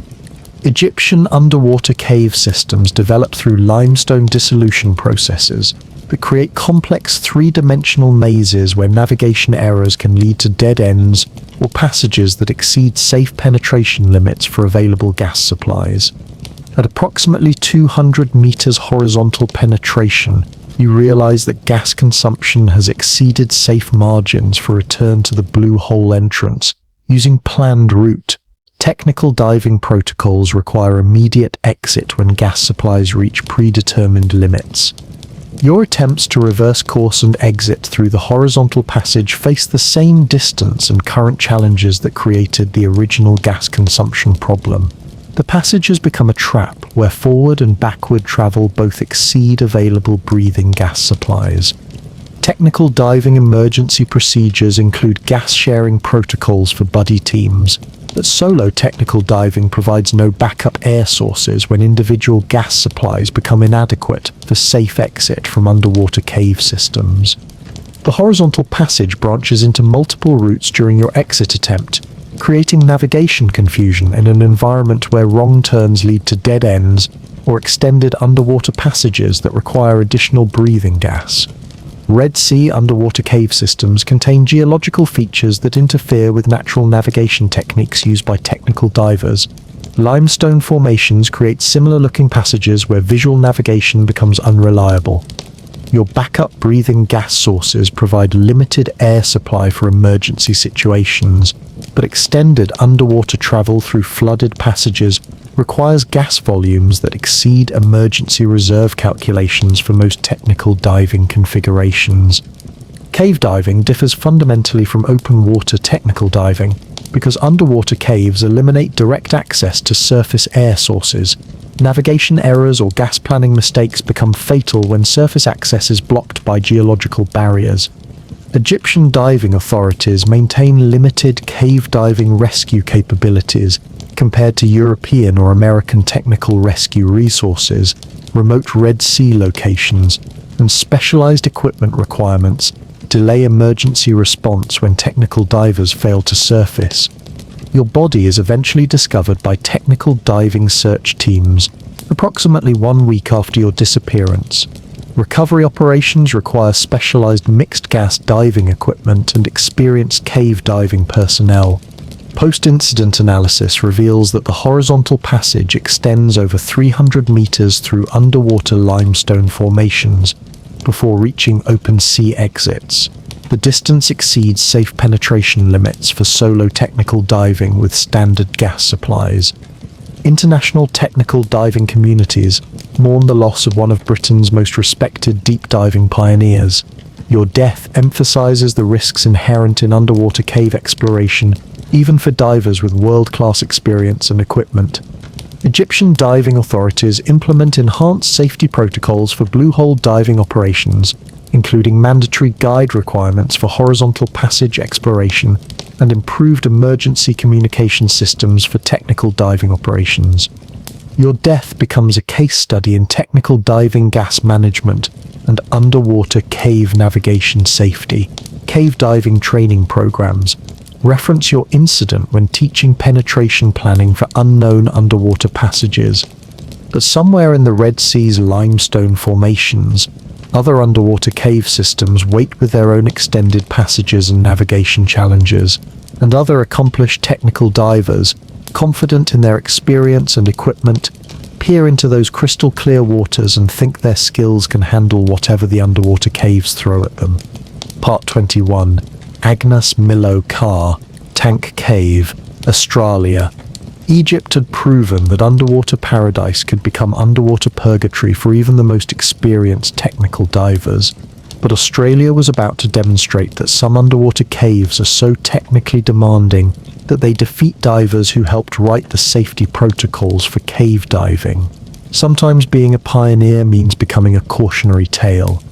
Your Agnes Miloka, 29 years old, preparing for a deep cave dive in Tank Cave on February 27th, 2011. The underwater cave system extends through South Australian limestone, where underground rivers flow through passages that few humans have ever seen. You're about to become one of the world's most accomplished cave divers to die doing what you love. Agnes, you're not just any technical diver. You're a world-renowned cave diving instructor and underwater filmmaker whose work has educated thousands of divers about cave safety. Your qualifications include some of the most advanced technical certifications available. You teach other people how to survive in underwater caves. Today, the caves teach you. Tank Cave represents one of Australia's most challenging underwater cave systems, requiring advanced technical diving skills and complex gas management for safe exploration. The cave system attracts only the most experienced technical divers from around the world. Your dive plan involves filming underwater formations in deep sections of the cave system for educational and documentary purposes. The project requires extended bottom time at significant depths using advanced gas mixtures and decompression procedures.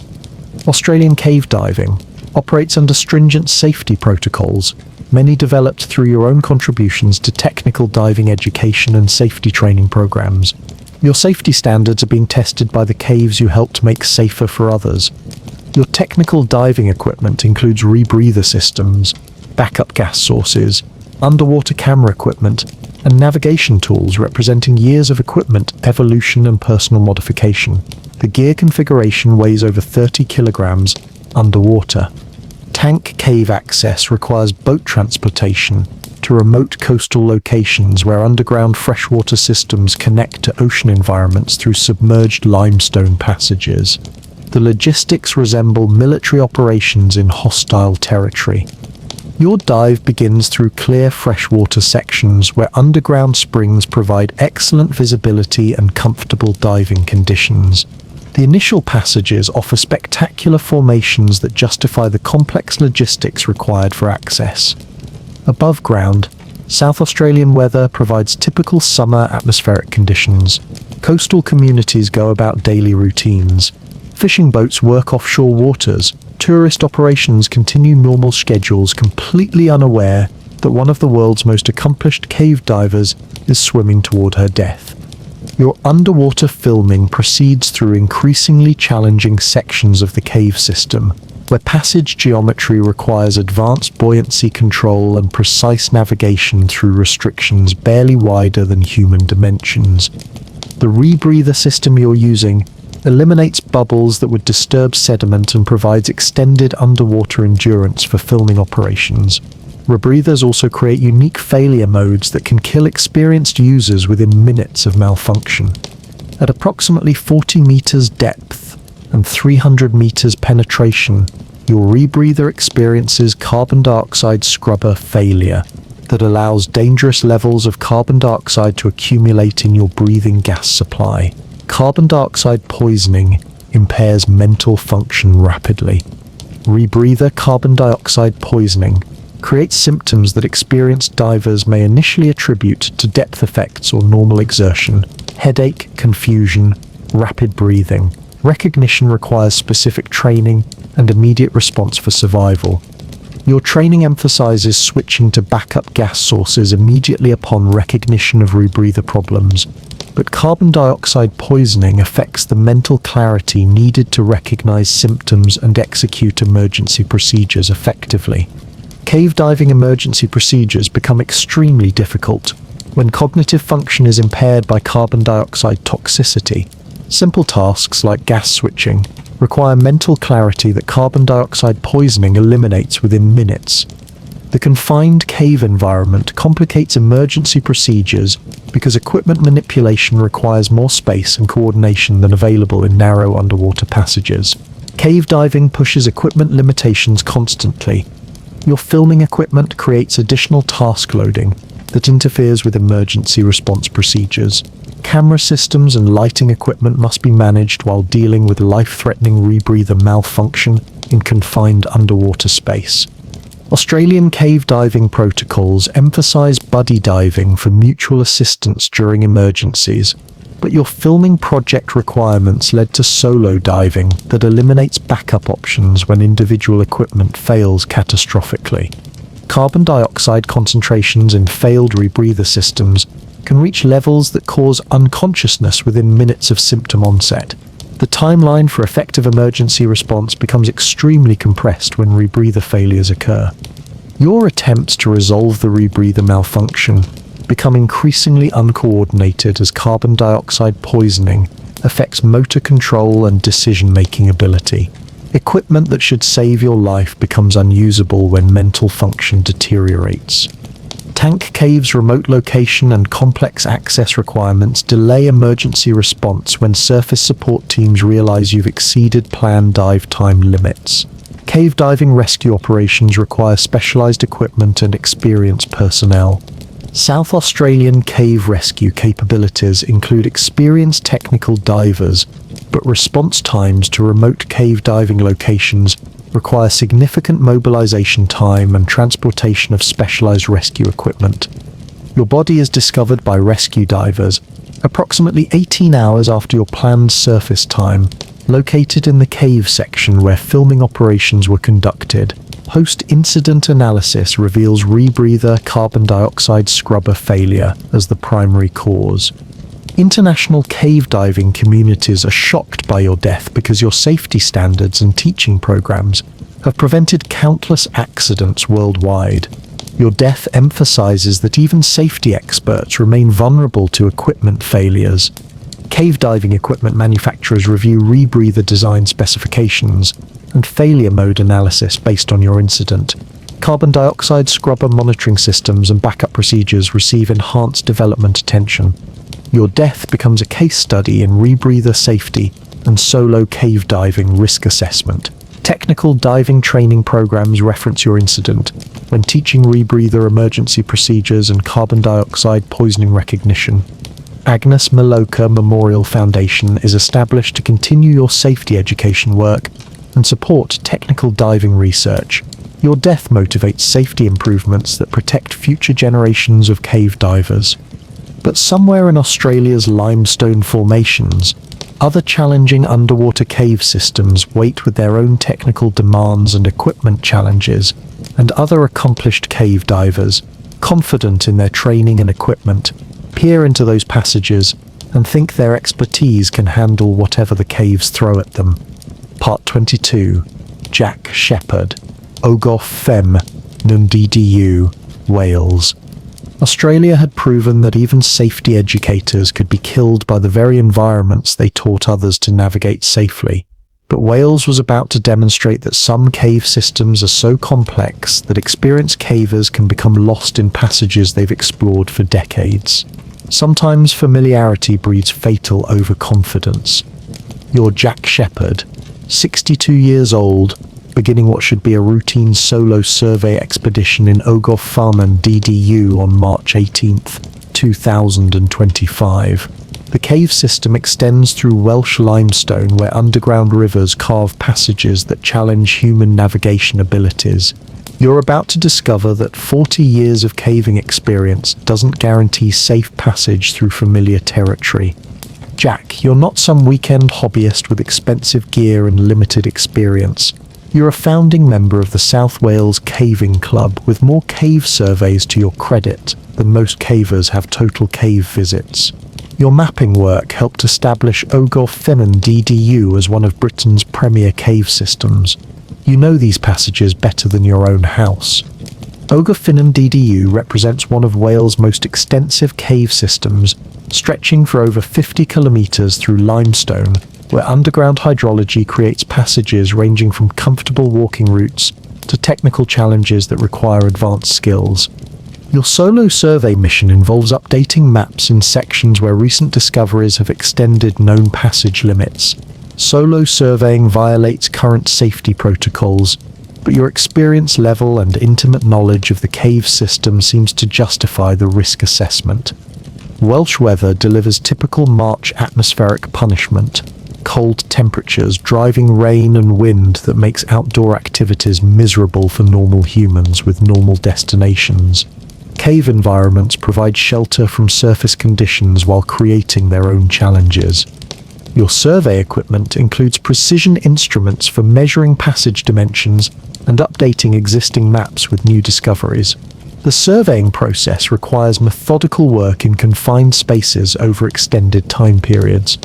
Access to your survey area requires navigating through several kilometers of familiar passage to reach recently discovered sections. Your route follows pathways you've traveled hundreds of times over 4 decades of cave exploration.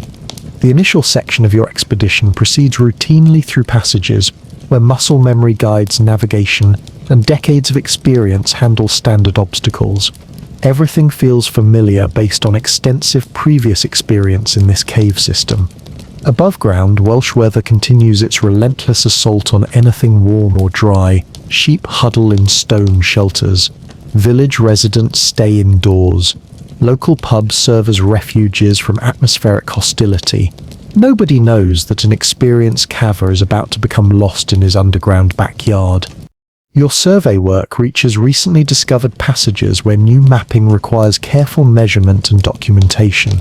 The work proceeds normally, until you encounter unexpected passage connections that don't match existing survey data.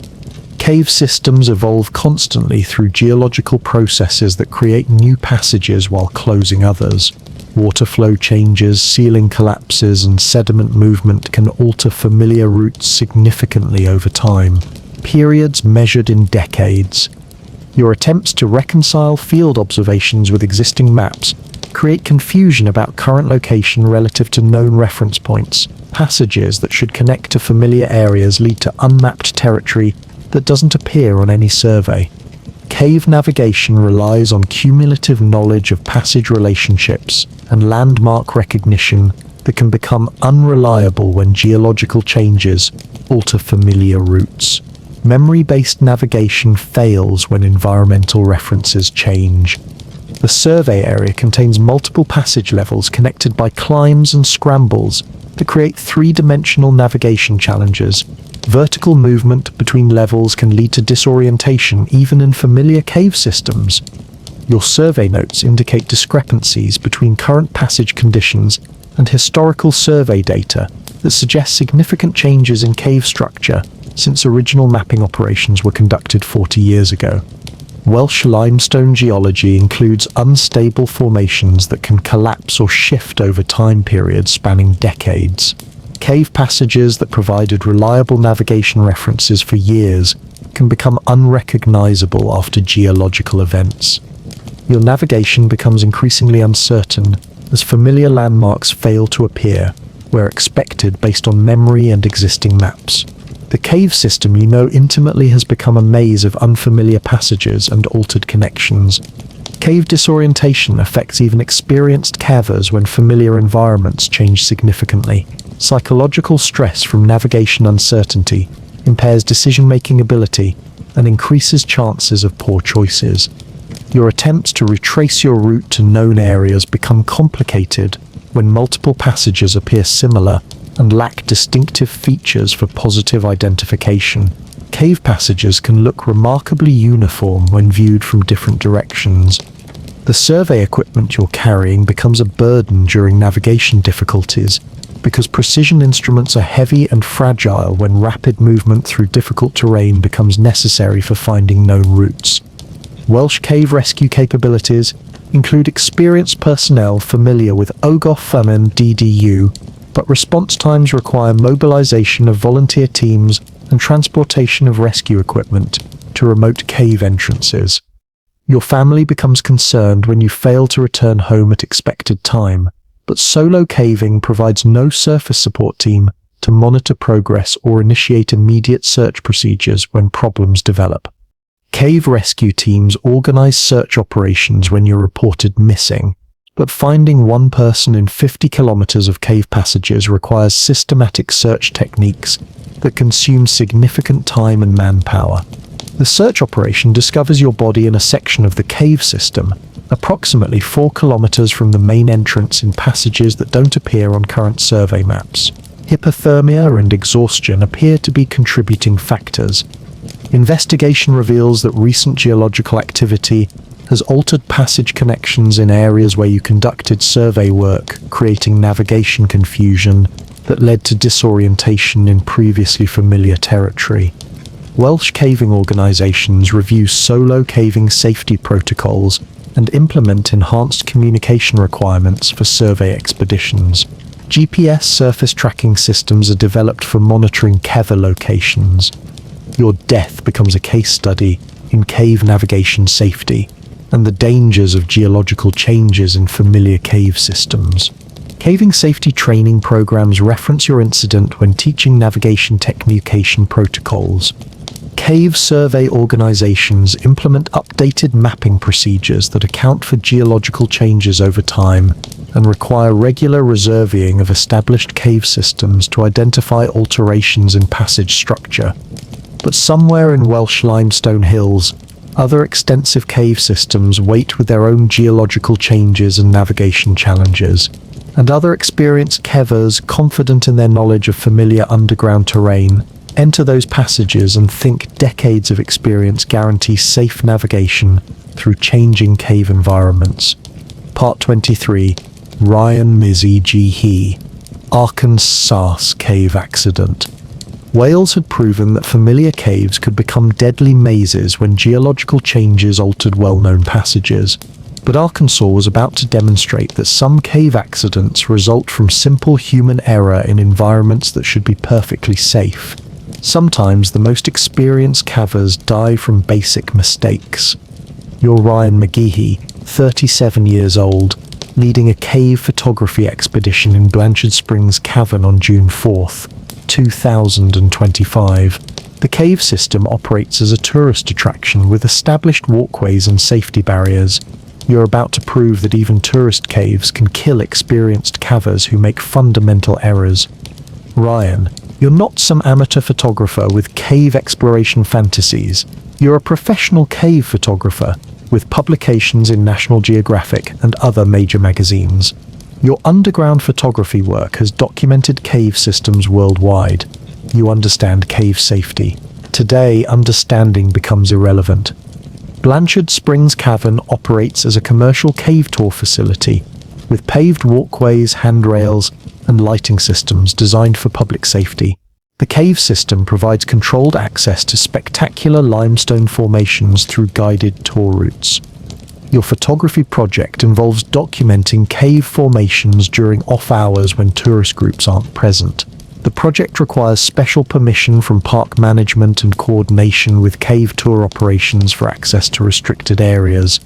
Arkansas weather provides typical summer atmospheric conditions with high temperatures and humidity that make cave environments feel refreshingly cool. Cave temperatures remain constant year-round regardless of surface weather conditions. Your photography equipment includes professional camera systems, lighting equipment, and tripod systems designed for low-light cave photography. The equipment represents thousands of dollars in specialized gear and years of technical photography experience. Access to photography locations requires permission to enter cave areas normally restricted to guided tours.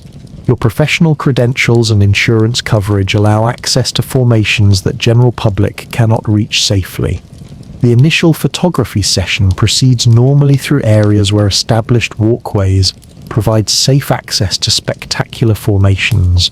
Your familiarity with cave photography techniques produces excellent results in challenging lighting conditions. Above ground, Arkansas summer tourism operates at peak capacity. Families visit cave tours. Campers enjoy state park facilities. Local communities support tourism operations.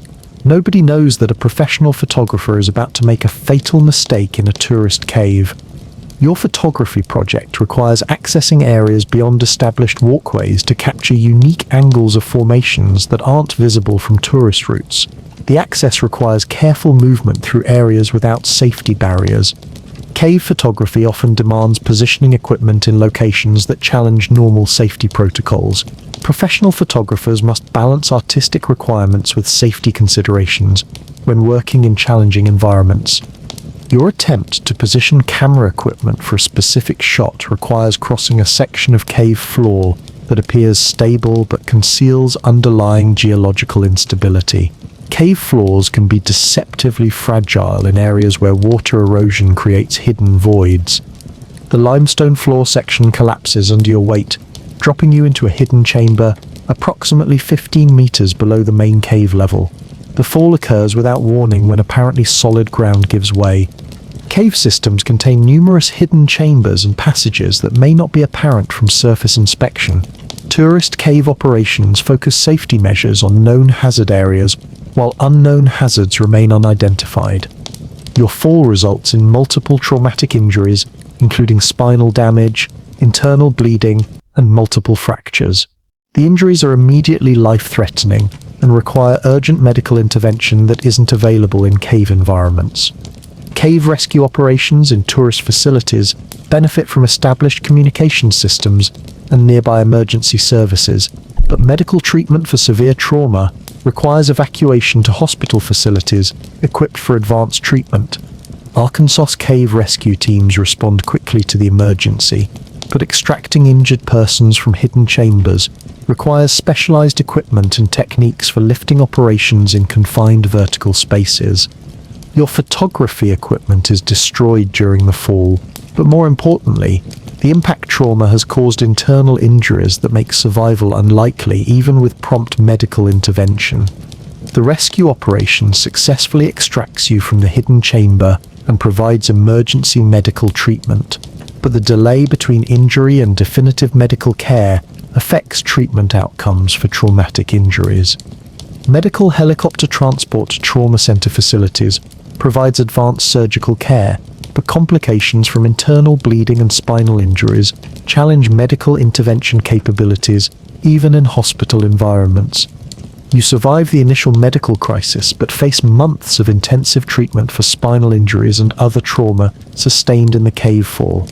Your photography career ends in a tourist cave that should have been perfectly safe.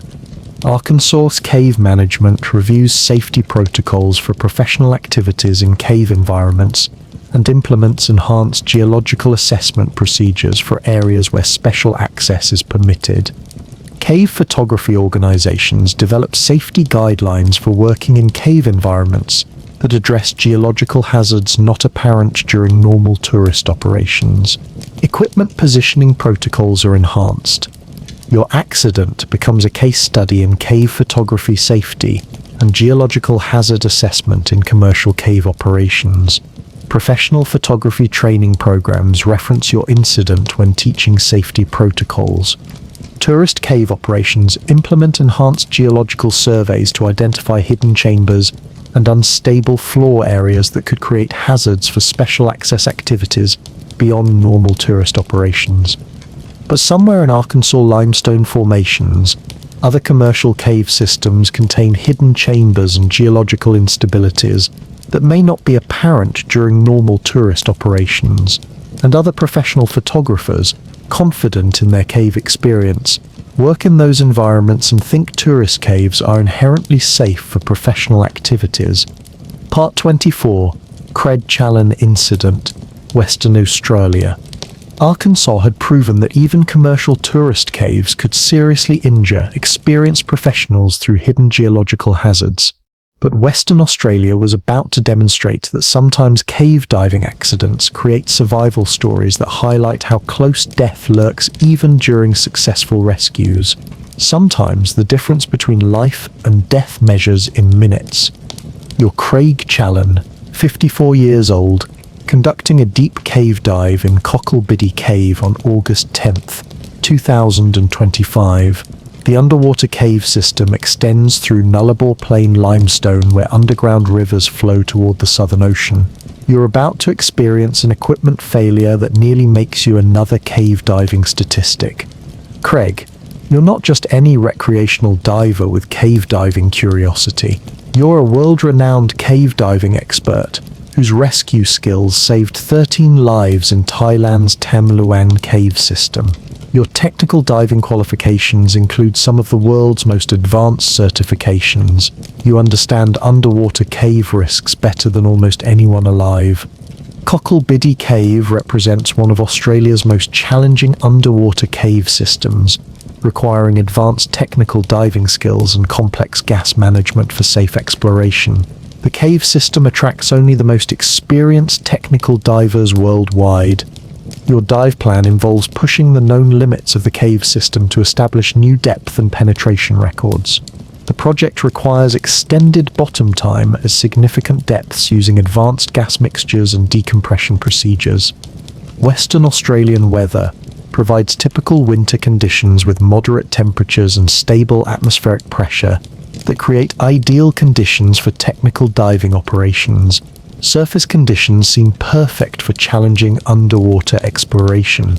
Your technical diving equipment includes closed-circuit rebreather systems, backup gas sources, underwater navigation tools, and emergency equipment representing decades of technical diving evolution and personal modification.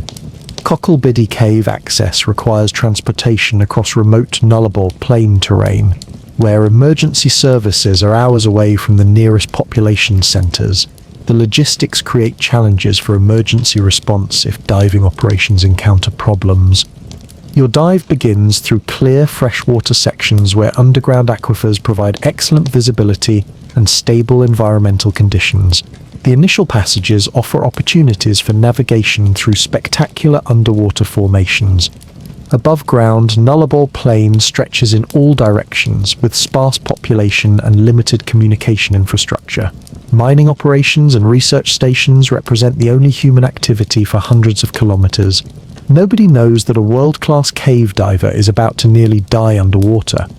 Your underwater exploration proceeds through increasingly challenging sections where passage geometry requires advanced buoyancy control and precise navigation through restrictions that test equipment limitations and human skill.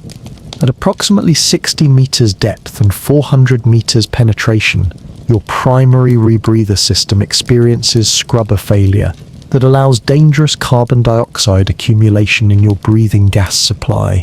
Carbon dioxide poisoning develops rapidly in rebreather systems. Your extensive cave diving experience enables immediate recognition of carbon dioxide poisoning symptoms and rapid switching to backup gas sources. The response time proves critical for preventing unconsciousness that would be fatal in underwater cave environment. Cave diving emergency procedures require maintaining composure while executing complex gas switching operations in confined underwater spaces. Your training and experience enables successful emergency response that saves your life. The backup gas supply provides adequate breathing gas for immediate life support, but underwater cave exit requires careful gas management to ensure adequate supply for decompression obligations and surface-reaching operations. Western Australian cave diving operates under extremely remote conditions where surface support capabilities are limited compared to European or American technical diving operations. Self-rescue capabilities become critical for survival.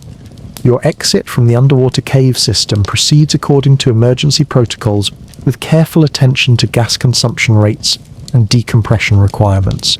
Technical diving training emphasizes emergency gas management for exactly this type of situation.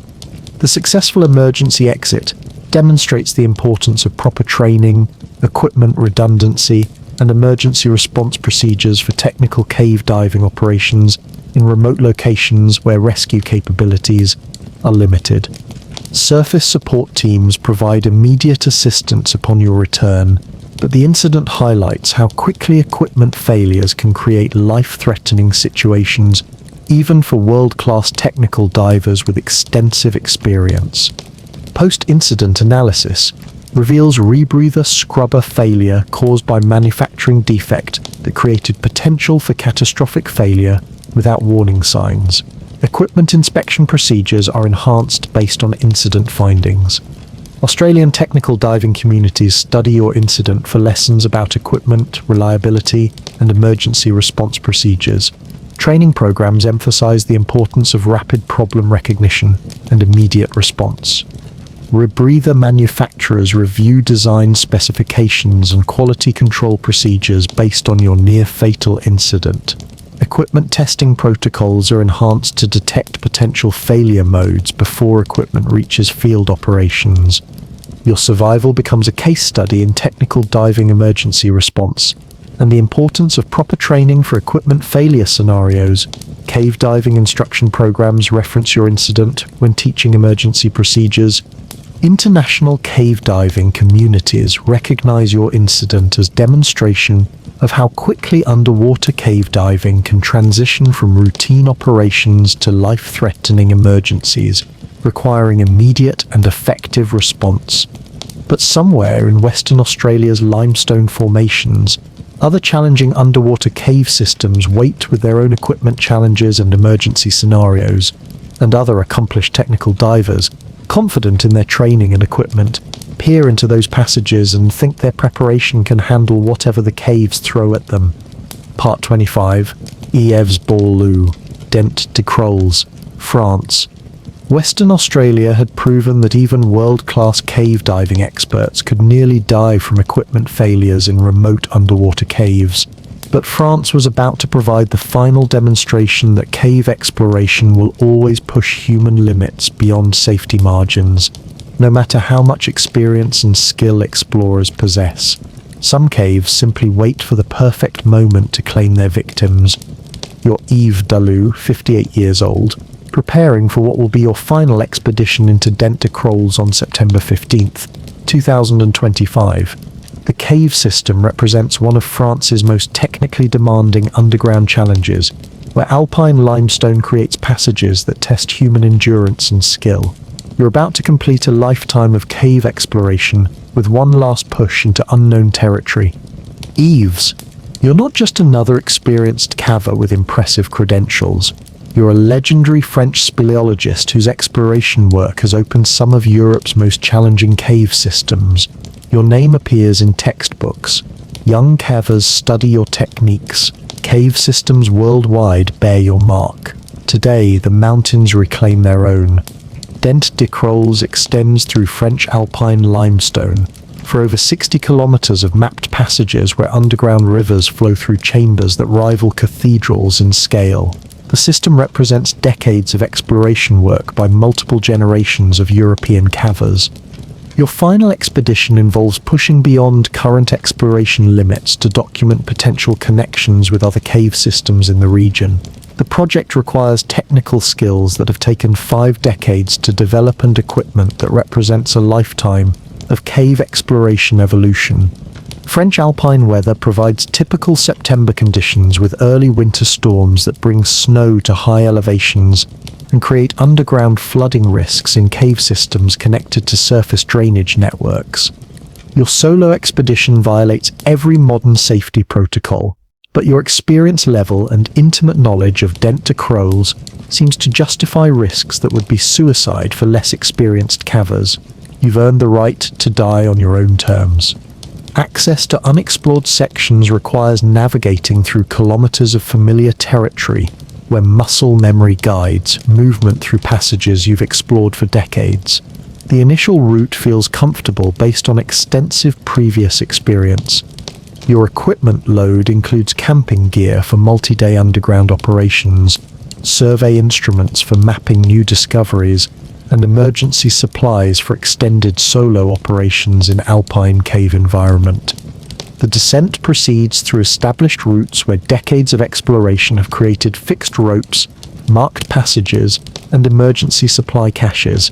Everything feels routine until you reach the current limits of exploration. Above ground, French alpine communities prepare for winter season, while tourists enjoy final summer weather in mountain valleys. Ski resort operators test equipment. Mountain guides conduct final climbing expeditions. Nobody knows that France's most accomplished cave explorer is beginning his final underground journey. Your exploration beyond mapped territory requires navigation through virgin passages where no human has ever traveled. The responsibility of first exploration weighs heavily as every decision affects safety in unknown underground environment. The new passages reveal spectacular formations and significant extensions to the known cave system. Your survey work documents discoveries that will inspire future generations of cave explorers and expand scientific understanding of alpine hydrology. At approximately 8 kilometers from the cave entrance and 48 hours into the expedition, you encounter technical climbing sections that require advanced rope work in confined spaces where equipment failure would be immediately fatal. Your climbing equipment shows signs of wear from decades of cave exploration use. Rope systems and hardware bear the accumulated stress of thousands of cave expeditions throughout your career. Everything has limits, including equipment and human endurance. French alpine cave systems contain unstable formations that can shift or collapse without warning when disturbed by climbing activities or environmental changes. Your route requires trusting limestone formations that may not support additional stress. The technical climbing section requires precise technique and reliable equipment when working alone in passages where rescue operations would be impossible. Solo exploration pushes risk margins beyond reasonable limits for any age or experience level. Your climbing gear experiences catastrophic failure when a critical component breaks under load during ascent operations. The failure occurs in a section where alternative routes don't exist, and self-rescue requires equipment that no longer functions reliably. Cave technical climbing differs from surface climbing because environmental factors like constant humidity, temperature variations, and lack of equipment drying opportunities accelerate gear degradation significantly. Your decades of climbing experience enable improvised solutions using backup equipment and alternative techniques, but advancing age affects strength and endurance needed for extended technical operations in challenging cave environment. The combination of equipment failure, challenging technical terrain, and accumulated fatigue from decades of cave exploration creates conditions that exceed even your legendary problem-solving abilities and physical capabilities. French cave rescue capabilities include some of Europe's most advanced technical teams, but response times to remote alpine cave systems require significant mobilization periods and complex logistics for reaching underground locations. Your failure to return from the expedition triggers search operations when family members report your absence. Cave rescue teams familiar with your exploration patterns begin systematic searches of catastrophically. The search operation becomes a tribute to your career as cave rescue teams from across Europe volunteer for operations to locate France's most respected cave explorer. The effort represents the international caving community's respect for your contributions. Your body is eventually located in the technical climbing section, where equipment failure and environmental challenges combine to end your exploration career. Recovery operations require advanced technical skills and emotional strength from rescue teams who knew you personally.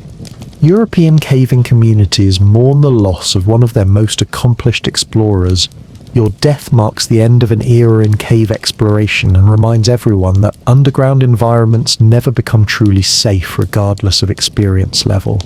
French alpine authorities declare sections of Dent de Crolles off-limits to future solo exploration in recognition of the technical challenges that claimed even your legendary skills. Your final exploration becomes your monument. Cave exploration equipment manufacturers dedicate research programs to developing more reliable gear for extreme cave environments. Your equipment failure motivates safety improvements that will protect future generations of explorers. Your death becomes the final case study in this chronicle of cave fatalities, demonstrating that underground exploration will always push human limits beyond safety margins. Even legends eventually meet caves that demand the ultimate price. But somewhere in French alpine limestone, other unexplored passages wait in Dent de Crolles and countless other cave systems, and other dedicated explorers inspired by your legacy and confident in their abilities peer into those dark openings and prepare to continue the endless human quest to explore what lies beneath our feet. The caves wait. They always wait, and humans, with their inexhaustible curiosity and fatal confidence, will always answer their call.